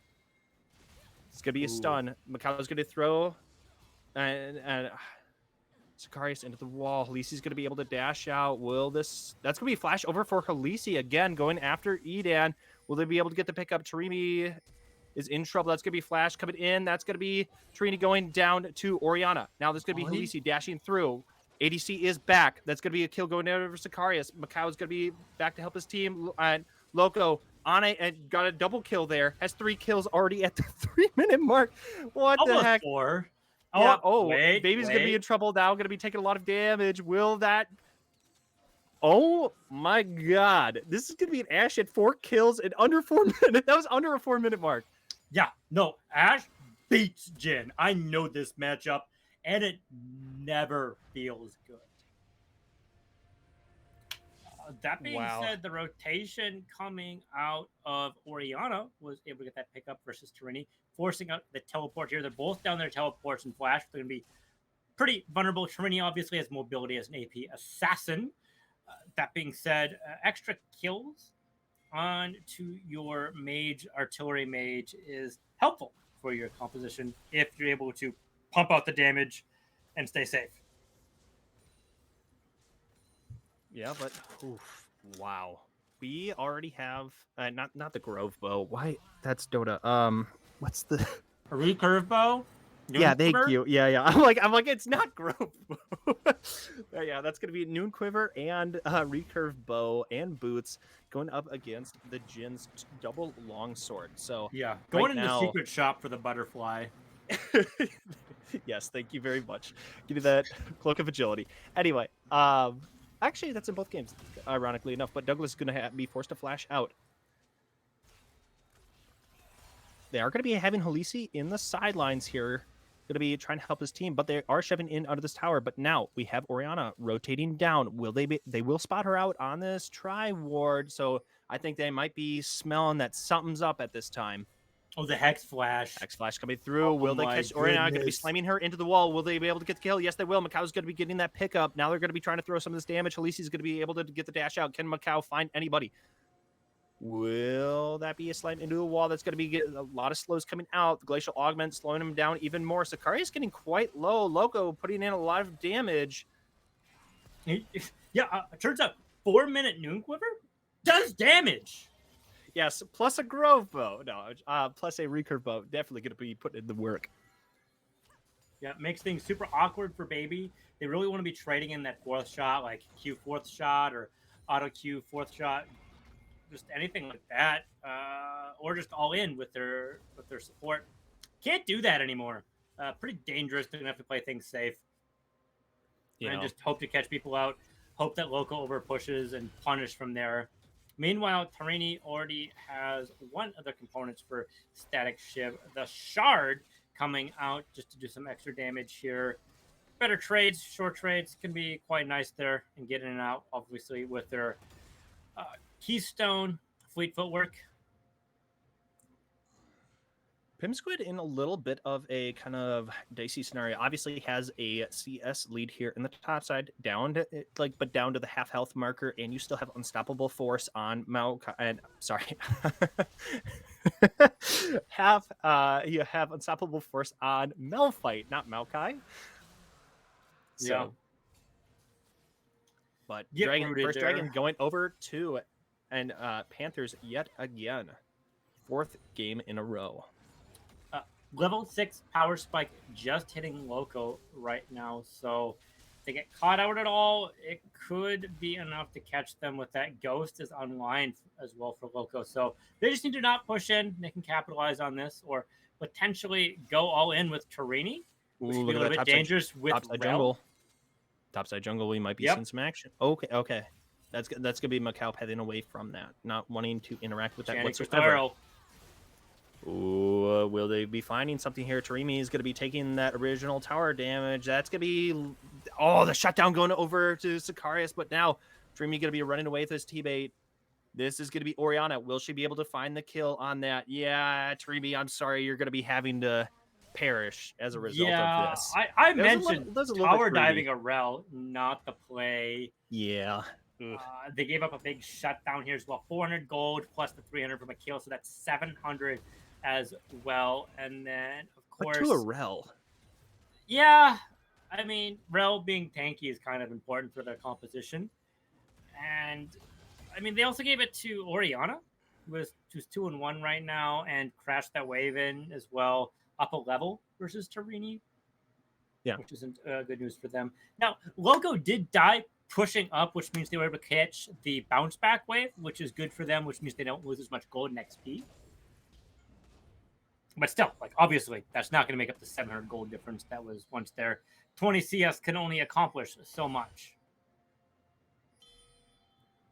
Also, I want to say thank you, Texture Ace, for the highlighted message. I wish we could control the bot and like do a lot of that stuff because we do that in some other servers and such. But we are using a spectate bot, so it automatically just uses the direct camera that League already uses in itself. So apologies, we can't really zoom out on a lot of these plays. I wish we could. Yeah, I'm currently doing it on mine to help say what's happening in the background to give you more information. Yeah, it is what I can deal with right now. It's not even AI, really. It's just like someone spectating, and then we just stream the spectate. So we don't have to share passwords amongst casters. Yeah, fair enough. Botting is banned in professional games. Reported. Love you too, JC Freak 45. Meanwhile, back to the action here. Not even at 1,000 gold difference here, 10 minutes in. Laning phase typically ends at first tower of 14 minutes. So not too big of a lead, which is not good for the Poison Panthers. This is how they've been winning, and they're getting caught out, Verdant. That's going to be a nice push away, but this is going to be them just using the Cataclysm onto Loco. This is going to be the Keeper's verdict. It's not going to matter whatsoever, and that's going to be an easy kill onto Loco. Now you have Oriana getting slammed into the wall. She's getting kind of CC'd into oblivion, going to be forced to flash over the wall. Macau going to be taking a fair bit of damage in return. Now this is going to be Oh Baby throwing it back into it, and that's going to be Command Shockwave getting the grab. This is going to be Curtain Call. Macau in trouble. Can he get away from the final shot? Yes, he will. The round bullet sometimes gets you there, but that's not quite the case. Oh Baby slightly misplayed that. They should have queued the low health target rather than fourth shotting it, because the extra kill would have bounced onto people and did some extra damage, and that could have been the difference for the kill there. But we don't live in that universe. We live in this one right now, where Rift Herald crashing into the mid lane tower here. NWA has the lead in the laning phase. I don't think we've been in this scenario before, Verdant. What? No. In the mid lane? Oriana's definitely had the lead. Right? Like, No. Team Gold wise. Oh, okay. Yeah, gotcha. Oh, baby. That's got a capitalized kill. They were 4-1, another 4-4. This is just more of what the Pink Panthers, not Pink Panthers. Oh, my goodness. You're not trying to steal a diamond here. Oh, my goodness. The Poison Panthers have been doing. It's late, folks. Hey, it happens to the best of us. We just really like the creation of Harry Mancini. You know, we talked about the Jazz earlier on. Not true. But we are going to be having the second break of the game. Obviously, Poison Panthers lost a little bit of the early tempo that they had going into this, so I don't know if this is going to be so easy for them to grab. Oh, that's going to be Enchanted Crusader coming in from downtown. This is going to be Oh Baby in trouble. This is going to be an instant flash coming out. Loco is going to be getting a lot of these auto attacks off. This is going to be slowing down. Hawkshot's going to be finding the vision. That's going to be shutdown going over to Loco. Now there's going to be TP in. Douglas going to be coming in after it. Is not going to be able to find anything. You're going to be throwing the cheese wheel, dipping out of there. And this could set up for a potential dragon, but you have J4 coming in down to help. Edan trying to put in a little bit of damage, put in a little bit of work. Yeah, a good pickup. They're able to catch Oh Baby with the Chem Dragon coming up right now. Good call. Got to mention when Drake was the first one this game. Hello, everyone from Black Twitch League here, doing a best of 5 in this grand finale right now. Hammer time. Are they going to be able to get this dragon? It's what Poison Panthers does best. Get the first 2 dragons in the game. All right, let's see it. Let's see how it goes. Oh, there's going to be Death Realm. No. Will... Oh, no. Jin's just getting smacked up there, and Baby's going to be dying in the top side of the map. However, the second dragon of the game will be going over to NWA. But now they're going to be rotating down to the bot lane. You have Flash onto Loco. I don't know if anything's going to be coming of this. They caught it out in time. Edan able to stop the flag and drag to stop them from getting onto Loco. Pretty important. Cataclysm was there, so that could have stopped death right there, even though they were pretty close to their tower. Trini trying to get some more gold shit. They went for the Dark Seal despite being 1-2, and the enemy mid laner, Oriana, is still 3-1. You're getting a lot of value out of that. Top tower has been falling pretty low here, seeing all this AP damage into Douglas. Truny. I think Truny is going to be dead here. You have Halisi over the wall. You have the stun coming in from... Oh, I think they chose the wrong one. Yeah, but just walked over a control ward. Still going to be safe here, though. Surprisingly, 4 people in the mid lane saying, we can get your life, but we'll probably take your tower here. 200 damage, 4th shot into that tower here. They don't have the greatest wave clear. I personally do that all the time. I mess up the LeBlanc when it comes to like Arabs and all that such. That just sometimes so tough to tell. It's the second rule of League. First rule, don't chase Singe. Second rule, the LeBlanc you're attacking is always the clone. Yep. These are the official League rules. You can check the Riot. Check the code. Dude, trust me. But in the meantime, we're going to be having Truny going into the top side. Going to be swapping with Loco, almost getting deleted there. Passing the flash out of Oriana's ultimate command shockwave.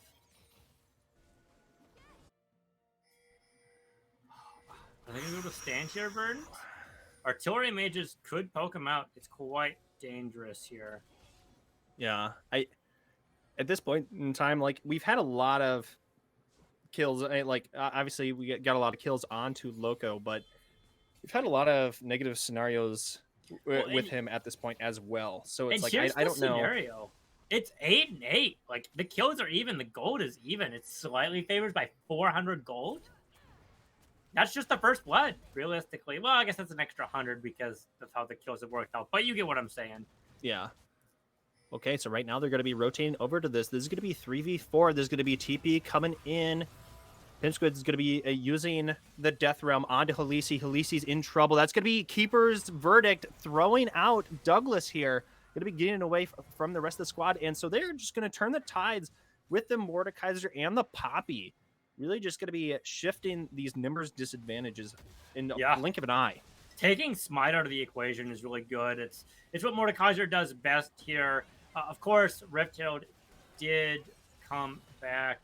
There's a potential for Baby to try and steal this with Forced Shot, doing percent max health missing damage is a good way to do it, but it's pretty dangerous for them to do that, so I do not expect that. They are hovering, though, so it could be on their mind. Ooh. Oh my gosh, Douglas. He took plated steel caps versus Mordekaiser and LeBlanc. I think he was maybe anticipating the very, very fed Loco to just go Loco and just put out the majority of the damage in this game.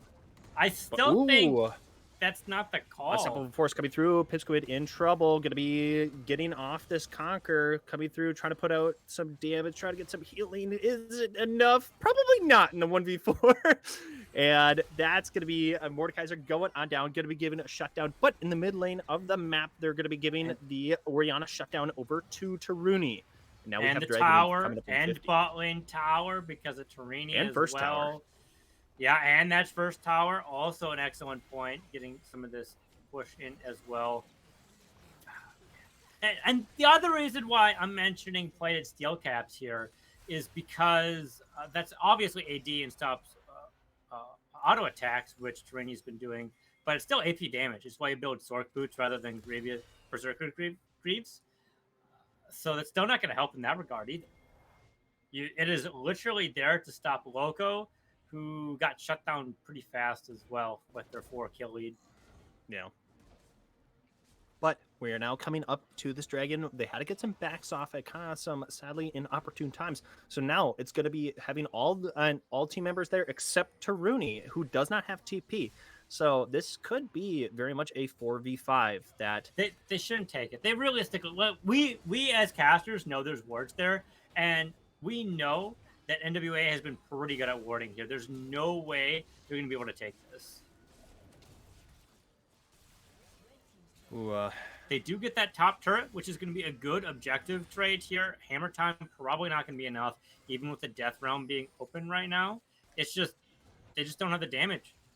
They can't get in. There's no wiggle room here, and they can't take a fight over, which means Poison Panthers just watched a bunch of people take the dragon here when the entire team that was in mid lane could have been doing something like pushing out this wave, creating pressure other than with just Tarini as well.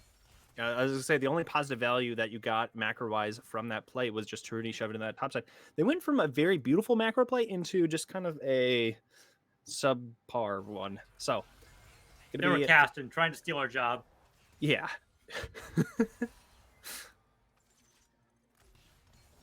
So anyway, with all of this in mind, any interesting items at this point in time that you are befuddled by, or do you think this is just fairly standard across the board?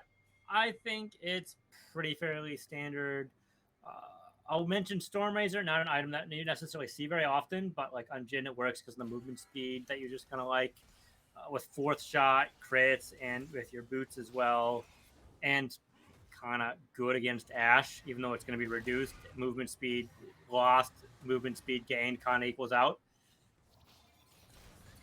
Ooh, there's going to be final shot. Maybe used to clear the wave just so they're able to finally take this mid tower, which I... Yeah, you can use that. There's literally a top lane Jhin player who is in Masters or Grandmasters? No, it's Grandmaster. Who uses that as a strategy to help mitigate stuff in the laning phase. Learn something every day. Oh, but trombone. Off Meta King. Don't ask me to play it, though. Ooh, but right now Macau's going to be caught in the Cataclysm. They're going to be pulling it all together. Macau's going to be going down over to Baby. Now, will they be able to get any return kills? That's going to be Halisi going down. That's going to be Douglas coming in with a TP. Unstoppable Force. That's OBB on a double kill. Will he be able to go for the triple? He's going to be getting the root. That is a triple going to over to OBaby. But now this is going to be still Taruni on the bottom side of the map, trying to shove that in as best he can. But this is going to be probably a pretty slow push from him from Pimsquid. This is going to be TP. Will he be able to get there in time? Oh, unable Not to get quite there. not able to get there. What did we see? We saw 1-3-1, and they were able to get a return punish. Okay, but 500 gold shot down. I still don't like this play from Poison Panthers. Yeah, neither do I. Yeah, the 1-3-1 has won them one game in a best of 5, and we're in game 4, and it's lost them more than one. So I just think it's a play that they shouldn't be doing unless they have much more of a gold lead than they currently have. Wow. So that being said, Baron is alive right now, dragging up in 2 minutes. Mid lane going to be pretty important here with how the towers have been sitting and the lane priority. And it looks like we have to have Squid into the top side here. They don't have teleport, so they can't do any of that play, forcing Tyrani into this bot lane here as well. We'll have to see how NWA is going to be matching these players. So as of right now, I think that you can. I'm like Orianna is perfectly fine to throw up against Pimsquid. I mean, you definitely can still throw Douglas on the top side. He's going to get abused a little bit, but the cheese wheel, he can just kind of run away from a lot of those different scenarios. So I'm like, you do have potential options just to throw against Pimsquid, unless you create some like egregious faux pas. Like I think it's going to be perfectly fine. But there's gonna be Hex Flash coming in from Macau, gonna be jumping over the wall, gonna be pushing that's gonna be Halisi just shoved away from his team, and there's gonna be 4v5. Trudy gonna be putting in a little bit of poke there. Now there's gonna be Orianna, gonna be looking for the command. Shockwave, Douglas is coming in. This could be a ball delivery service. We talked about it in the draft. They're gonna be trying to slow some of this damage. Pimsquid trying to put out some of the vision. Will they be able? Okay. Oh, it's getting low. This is going to be the curtain call used. That's going to be Douglas jumping in. Command Shockwave coming through. That's going to be 2 kills so far. Can they find another? Yes, they will. Trudy's still alive. Going through. Orianna living with the sliver. Will she go down? Yes, she will. Trudy's still alive. Now it's going to be Pimsquid putting down the damage. Getting a lot of these slows off. That's going to be a kill onto the Rel. But going to be giving a kill over to OBaby. Taruni all by himself. Can he beat OBaby and Douglas? Woo! Living with the sliver. Can Douglas find it? Can he get the movement speed? I think this is going to be a little bit too much with this dash and going to be getting away from Douglas. Yeah, excellently played here with the curtain call, able to catch people out, stop this Baron up, and Dragon's going to be up right now. I see Freak 45. Cheese Wheel is the seismic shard that Malphite has, his Q. Nicknamed Cheese Wheel. I don't remember who started calling it that. I just I don't know. Just always it's kind of a cheese strat though, to be honest, right here. Yeah. Throw it, get the comment, win lane, point and click, lol. Dragon. Trying to get some vision here. We have some nice vision to try and capitalize on any of the movements here. Even 3v3 Verdant. Uh-oh, right now, can they get this Dragon? It's going to be stolen by J4. This is an absolute, terrible situation. Macau is now in trouble, unable to get out. There's going to be Halisi getting a double kill and going to be stealing the Dragon. Now, we're going to have Taruni on the top side, going to be shoving this in, getting this tower, but I think this is very much going in the favor of NWA. Yeah. Third Drake, Mountain Soul, again this set here. Able to rotate into a potential Baron play. It's going to be a little bit difficult for them to do, but with 4 people, they should be able to do this. The classic split push LeBlanc. Just being able to chew through all these top towers has been the lifeblood of Poison Panthers. Pimsquid hopefully can get some value out of here. Yeah, this is going to be the Death Realm used onto the Orianna. Going to be getting quite low. Taruni's going to be getting the kill onto Melf and onto Orianna. Squid in trouble, going to be going down to Baby, going to be getting that pickup. Icarus going to be jumping in after that. Halisi going to be going on a killing spree at this time. It's now just Edan and Macau. What can they do against these threatening options? This is going to be flash out from Edan. Going to be pushing into the arms of Taruni. Now it's going to be Cataclysm used. A TP coming through. That's going to be Oriana coming to help the team. Macau going to be going down. Edan pulled back in with the command shockwave. I think this is going to be a very free Baron at this point. Yeah, the Cataclysm locked in Oh Baby with Mako there, which kind of secured the kill for 2 people. Going in. Oh, Tarini able to get something out of this. With the death timers the way they are, makes things pretty awkward right now. Halisi went from 2-4 to 6-4 right now. Has just been getting kill after kill and got a massive shutdown against LeBlanc. But now Pimpsquid is back in the fray, unwilling and unallowing of them to go for this Baron. So this has just been these teams just continuously running it at Baron, and we're just gonna be trading kills back for. But I think NWA is still going to be coming out on the better end of this whole ordeal. They're going for it again? And it's super important. Tarini had 10 stacks in this Dark Seal, and now they're down to 5 because of this sort of play. And now we're seeing it again. The curtain call, stopping this and the engage. Oh, that's going to be an unstoppable force. Going to find 3 of them. Loco getting quite low. Is going to be getting the pickup against Douglas. We're off to a good start for them. Halisi going to be getting away. Is slowed down into oblivion by this Ryla. Is going to be dashing through. Halisi going to get picked up by LeBlanc. It's now going to be 3v5, but they are quite low. Loco is continuously at very low health. Tarini, try to throw in some of this damage. You still have the command shockwave you could still throw on the Rel. It's open and available, and I think it's open season for Ashes at the moment.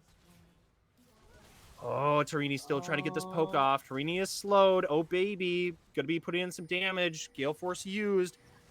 Baron down to half health. This is going to be command shockwave used in this earlier portion. They will be getting Baron this time. And that's going to be Channel Crystal Arrow coming in from downtown. Going to be saving Tarini from this moment. There's going to be 2 blue towers going down, though, with earlier shoves of the minions. 2 crucial things here. Curtain Call's second bullet got missed, which really changed up that fight. That could have been a kill, potentially, there. The third thing is we really waited for that command shockwave.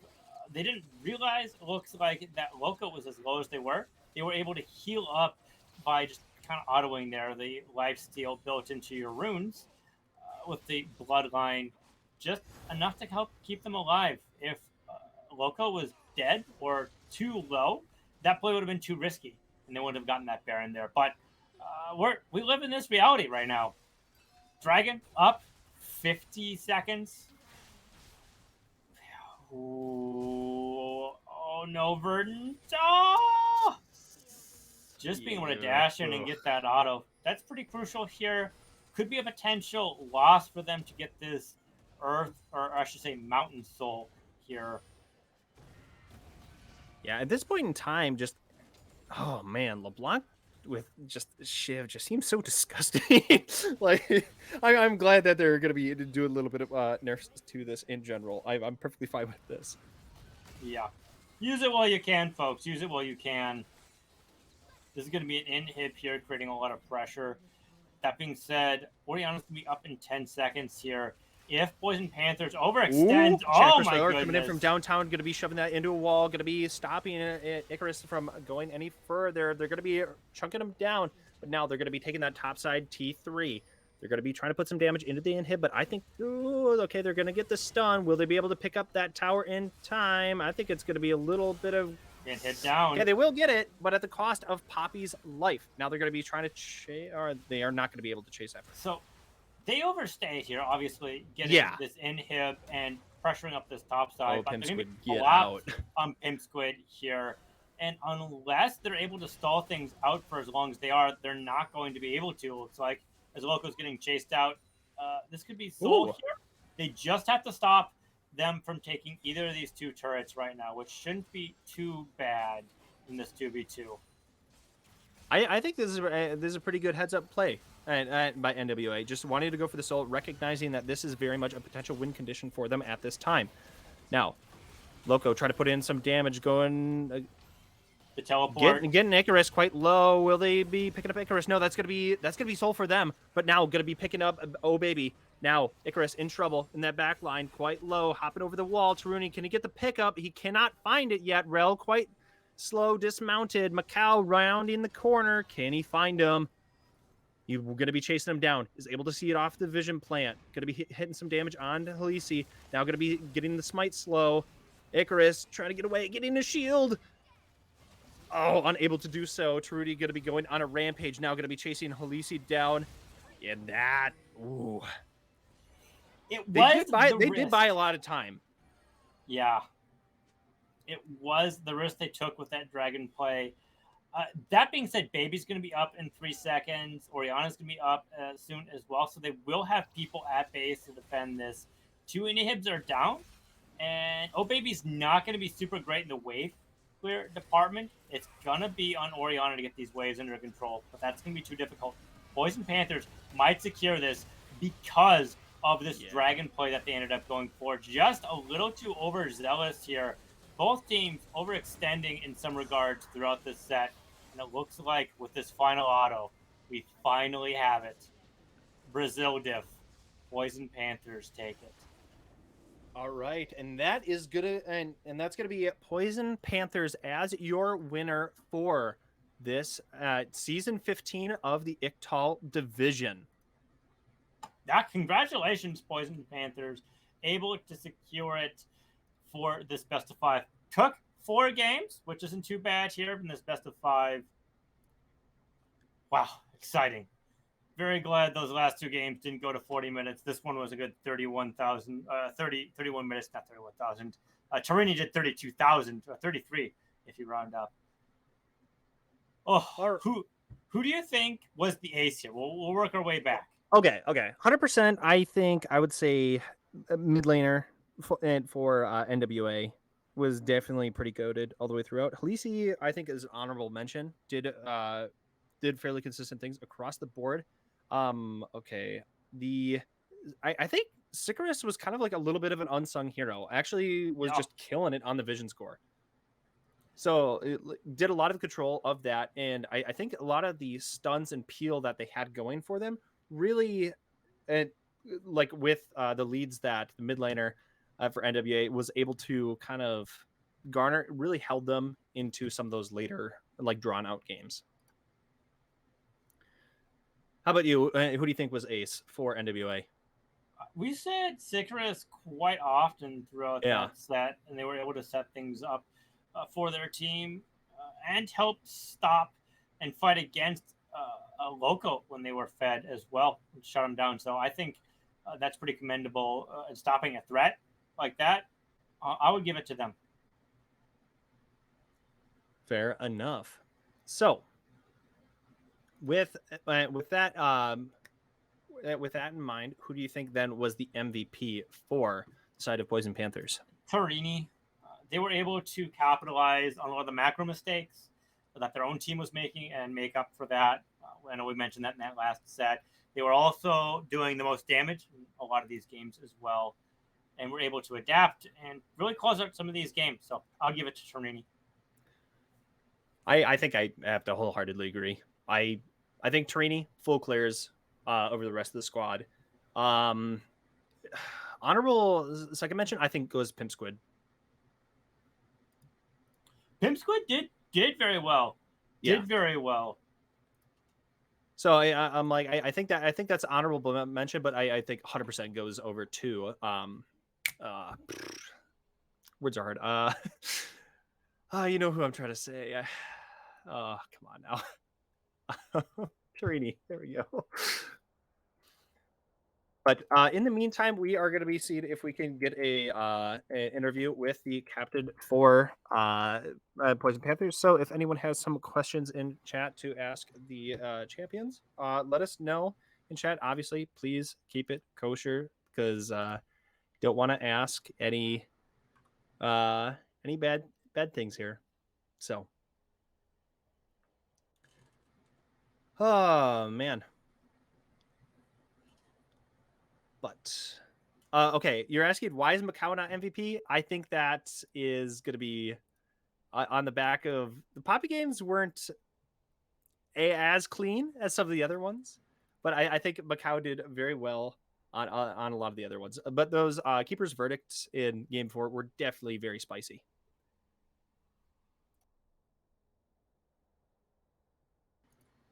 Yeah.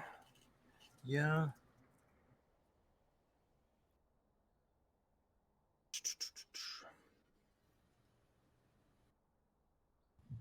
Hello? Hey, Hello. how's it going, man? Hey, what's up, guys? Living that dream. Very shortly after this interview is over, I gotta get up in 5 hours for work. Hey, man, me too. So I'm struggling just as much as you. Step 1, drag the game to 40 minutes. No, step 2. That was the first thing I thought of when we lost the first game. Was like, oh man, I'm not gonna be able to go to bed on time. But okay, so for game 1, obviously, that was drawn out for a period of time. A lot of your other games that I've personally casted in this season so far has really been ended in some of these shorter timers. So what was really like? I obviously Ash was just getting blown up. So do you think it was just a tough choice of Ash in general, or of like draft choice of Ash in general, or do you think there were some other components, or what was going through your mind for game 1? Game 1, I thought we executed early game extremely well, and then we, as a team, kind of got on the wrong page, and people were solo dying, which was leading to extending mid game, and then we just threw the whole of mid game basically and gave them plenty of time to scale. And then by the time it was 40 minutes, you're just coin flipping games either way. So we should have closed that game out sooner, but we kind of just griefed ourselves and shot ourselves in the foot there. All right, fair enough. So if you could go back and just change one champion in that particular draft, which one would you have gone with? I just don't think I would have drafted Malphite first. I would have drafted him later. It was like we knew that they really didn't like the Malphite, and so we were trying to get it early. But I did not realize that their jungler played Silas, and it looked like their mid was going to play it. And after they picked it, I was like, okay, well, I'm trolling. So I do want to say that was some pretty spicy Janna gameplay. You had some very very good appeal for that. Initially, I'm just like, oh, I hope I could see that going very poorly in the mindset of Silas just taking unstoppable force and Camille also just having the unstoppable Hextech ultimatum. But you did a great job in my mind. One of my favorite champions. She's really good. Yeah. I know she was very good at like 1310. Has she really, in your personal mindset, dropped off in since that period of time, or do you think that she is still quite strong? I think that she was top 5 enchanters before this last patch, and then because Rel has been so strong, it's basically like I put Rel 1, Janna 2, just because Janna's the only counter pick that exists to Rel currently. So yeah, I think she's extremely strong. I think she's perma underrated. Like people undervalue Janna. She's just in solo queue. She's really hard to play with because it takes a little bit more coordination. So she's kind of underplayed in solo queue, I think. So going into game 2, you definitely decided to swap up your kind of overall strategy, because like game 1, you guys were going for pick comp, correct? Yeah, that was your personal mindset outside of like Janna just going for peel. Yeah. Okay. So for going for game 2, you definitely wanted to go for just CC into Oblivion, just kind of comp with just a lot of different engage tools. I guess you have a few. You have the choice of going for Milio or Ash. Who did you guys personally want to focus in team fights? You're saying? Yeah. It really, I think the way that these drafts came out, like on paper, they look kind of weird, but it didn't matter who we focused as long as we hit multiple people with CC. We pretty much won every fight, and I think the Shen was really integral in this pick because, as you guys saw, we won, I think, 6 out of the 17 fights off of a Shen ult on a low HP priority target. Correct. Yeah, Pimp And Squid had great awareness to make sure going that into that this all game, worked. we talked about trying to get Vex ults onto Milio because we knew if he's in the entire game, he's one-shottable just by just about everybody, MF and Vex and Zach too. If they can just get a hold of him, he's dead. So he was kind of our priority target if he was available. If not, we were just looking for what we could get. Fair enough. Yeah, game one. Game two. How much were you sweating? The fact that they were able to come back as hard as they did, considering how much of a lead you guys chunked out in that game. Not at all. So Really? before this, we've played them. This will make like the 14th game or something like that because they scrimmed with us a ton Okay. before playoffs. And I don't mean this to sound insulting, but we know their capabilities in mid game, and mid game was their weakest point. And even though that we gave them that Baron or two Barons and an Elder, we knew that that's their weakest point, so they wouldn't be able to capitalize on it. So I really was not worried at all. I was just more focused on trying to make sure we got on the same page for the next game. Fair enough. Fair enough. So, and was there any actually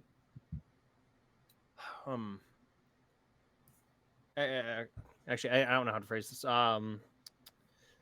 Was there any worry about going up against the LeBlanc in the mid lane? Because obviously that's had a kind of an accelerated win rate with how good Static Shiv has been, and then now that's just taken over as the LeBlanc, like the natural LeBlanc build. Were you worried about that in game two? Having Vex go up against that, or do you think that Vex just has enough wave clear and the shielding just to be able to withstand that pressure? Vex is a really good counter pick here because it makes it difficult for LeBlanc. She has to choose where she jumps to very carefully because if not, then she can just get one shot. And I guess I didn't do much research into LeBlanc this patch because I didn't realize her Static Shiv build was even still alive. So, much to my surprise, this series it came back, and yeah, it still works, still strong. Yeah, most definitely. Tourney, I think, very much popped off throughout the set with that particular. But I mean, let's be real. NWA's mid laner also did a fantastic job on that LeBlanc for that game. I mean, was the only one with kills on their team for a very long period of time while the rest of the map was getting smashed. So, oh yeah, I'll shout out him all day. He was by far their best player, and there's a reason we used 5 bans on him in every game. Okay. Oh, what was that? Yeah. Game 2, 10 bans across the board for mid lane. Game 1, 1, 2, 3, 1, 2, 3, 4, 5, 6, 7 bans. Just both teams were just absolutely gun shy of the other team's mid laner. So there's each champion on one of the other side has absolutely destroyed the other team at some point because we played each other so many times. So that's why there's so many specific bans in mid lane because like we've had a Nico game where they've run away, and they've had a Vigar game where their mid ran away, and they had a game where they were on Castle and they ran away. So we realized that our mid lanes were important in this series. Gotcha. Respect where respect is due. Oh yeah, 100%. Good player. So on question, what were you guys thinking like coming into game 3 with just Camille just being constantly picked over and over? Were you a little bit worried for kind of ADCs because you have immobile ADCs with like no dash options, and she has the unstoppable Hextech ultimatum. Were you concerned about that whatsoever or no? I'm gonna be honest. We were massively confused why they kept picking it because we didn't feel like it was very impactful against the team comps that we picked. But I don't know if it's just like his comfort pick and like the best champion that he can play, so that's why I kept picking it, or what. But we literally were asking ourselves or telling ourselves there's no way that he goes Camille again, and then he goes Camille again. So I just don't know. I'd be curious what their reasoning was, honestly. I think it was a fine pick in some of those, but my one, we obviously mentioned Cass, but it was why Conquer in some of those matchups versus Grasp for like a lot of those like short trades that went down, because then at the end of the day, Pimp Squid was able to just like chunk them enough out from the short trades versus the Conquer really getting the due diligence value needed. And like Douglas on Camille for that game 3 did significantly better going grasp route versus Conquer. Mm-hmm. And I'm like, I felt like that was a big difference there. So I'd have been curious to see how the top lane would have really gone if that was changed. Yeah, I don't know. But with Aphelios being nerfed in 13-13, were you guys worried about that with your ADC? No, we played a couple games with him in practice this week, and we actually were planning on drafting him with Janna, ideally, because that's like the perfect synergy. But in this particular game, when they had already gone through their first 3 picks and then they picked Alistar, it was like such a free lane that he was going to get to scale regardless. And it just seemed like a no-brainer. We could pick a hyper-scaling ADC who our ADC is good at and likes to play. So why not put it on him? Were you concerned with any of the kind of lockdown threats of just like Lissandra, Hecarim, and Camille? Oh, well, I yeah, mean, even Alistar too, because like all 4 of them have dash lockdown. We had a long conversation during Champ Select where we were discussing how we were going to play team fights, bait out the Lissandra W so that we can make sure that he's not getting just locked down. He needs to enter the fights later. And we talked about when he had which guns, how we were going to play aggressive or defensive and stuff like that. So we talked about it a lot because we realized that if we weren't careful, that could be really bad for us. But if you'll notice, this was the only game that they didn't ban Yone. And we were basically screaming when we saw it come through that they didn't ban Yone, because they've banned Yone in 99% of their matches with us. Fair enough. Yeah, I was saying, like, I definitely saw it banned in some of them, but then they it was game 1, game 2 they took it, but then game 3 they left it open. So that definitely was a very much a snazzy pick. Is that their usual mid laner? I thought I recalled a different mid laner that they had last time I casted. This is the only one I've ever seen them. Okay, at least since I'm like, I've been around. Also, speaking of other players, Jonesy, where was he at for today? He was watching. He's our sub, so okay. He's just watching in the background. Oh, gotcha. I'm like, I know in past ones we like Jonesy has played, so I didn't know if that was sub or good to know. So I guess it's worth mentioning because I saw some stuff in the Twitch chat. I guess I should apologize for the banter in game. I don't think that their captain talked to the rest of their team about it, because we talked about it and he said he was cool with banter. But I didn't mean to offend anybody else on the rest of their team. So my bad, guys. I didn't mean to. I hope I didn't take it too far. It was not malicious by any sense. Gotcha. No waiver div. What? We're seeing chat say not Okay, waiver div. Okay. They were spamming that in the middle of the game when that was being Yeah. talked about. It was kind of funny. I sent it to Skydancer beforehand, and she was cool with it, and I thought it was good. But if I had known that their team was going to be upset by it, I would never have done it. It's my bad. I was gonna say there was definitely a lot of banter back and forth chat, which is that's pretty fun. Definitely more interaction with chat than I've had in a lot of other sets. So it's definitely entertaining in some of that. Excited, and it looked like the viewership went up for a bit after. We got the our chat nice was popping off. Yeah, but going into that game 4, they just decided to double. Like they really went for a lot of just that. They had great combo into just CC into Oblivion, where they had Rel pulling everyone all together, and then they had the Orianna with the command Shockwave. But you just had 3 delivery services for the command Shockwave with Malphite, Rel, and J4. Were you guys worried about that with Milio Ashe together? Yeah, we told our ADC, hey, just hit the stop button and count to 5 before you join fights, because you're not going to be able to do anything for 5 seconds until they use all their ults. I had no idea their ADC played Orion, to be honest, and so we weren't exactly sure where they're going with it. And they played 3 champions that they haven't played in any of the 14 games we played against them, so we were a little surprised. But we were pretty confident with our last two B1, B2 picks that we would be able to do a really good split push, and felt to me that it paid off really well for us in this game. Because we've had a lot of practice doing that. We haven't executed it in a lot of series and style, but in scrims and stuff like that, we've done that a fair amount. So there was not something that wasn't unfamiliar to us. But yeah, the wombos were pretty disgusting. Yeah. Oh, so wait, two things before I forget. A, what was going on for your chat? Sorry, what was going on in your calls for both of the quadras that happened in this set? Of just Taruni just fragging out as LeBlanc, and then the other one of just Macau picking it and just taking everyone down as Mumu. Mumu. We've gotten kind of used to Taruni, who goes by Sano. Okay. Getting these massive plays, and so obviously we're hyped. But the Amumu one, that was when we were going off the chain, because that was there were three. That was pretty wild. That was pretty wild. Yeah, I was really sad that we couldn't win that first game because Sano did so good, and he got an unofficial penta, and then he got like another quadra, and we just couldn't pull it out. That made me sad, but I mean, he is the ultimate run over the other team kind of player.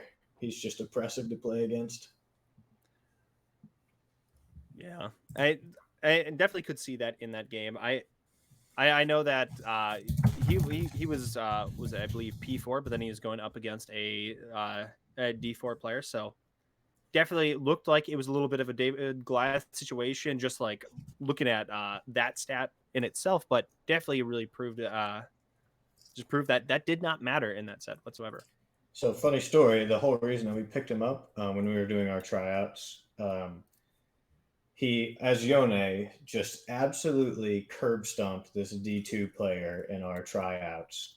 The guy was playing Victor, he was playing Yone, and I mean, like, ran this guy over to the point that I think the guy like gave up and AFK'd or something like that.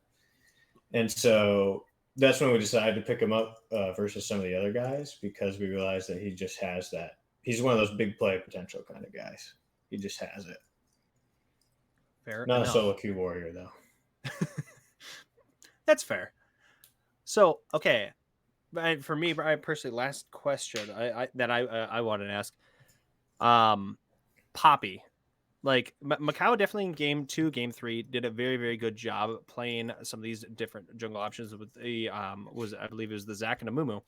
But with Poppy, with Zac and a Mumu was definitely fragging out a lot more, but Poppy, it felt like a little bit rusty. Is that something you guys have practiced a lot with Poppy in the jungle, or no? I think that these were just hard situations for him to play into his Poppy. Like, let's see, where was the other one where he played it? Was that the first game? That was game 1 and game 4. The first game, yeah, he can stop a lot of go in, but the problem is that if he gets caught by Annie anyways, he's going to get blown up, and that makes it difficult. And then the last game is just he's trying to play both the middle to try and protect Ash and trying to lock down people so that Ash can do damage. And I kind of put him in a hard spot, especially in the last game with picking that, with what comp we were going for. But he executed doing what we needed him to do, which was provide utility and lockdown and peel. And he might not have done the best stat-wise or anything like that, but at the end of the day, he got it done. All right.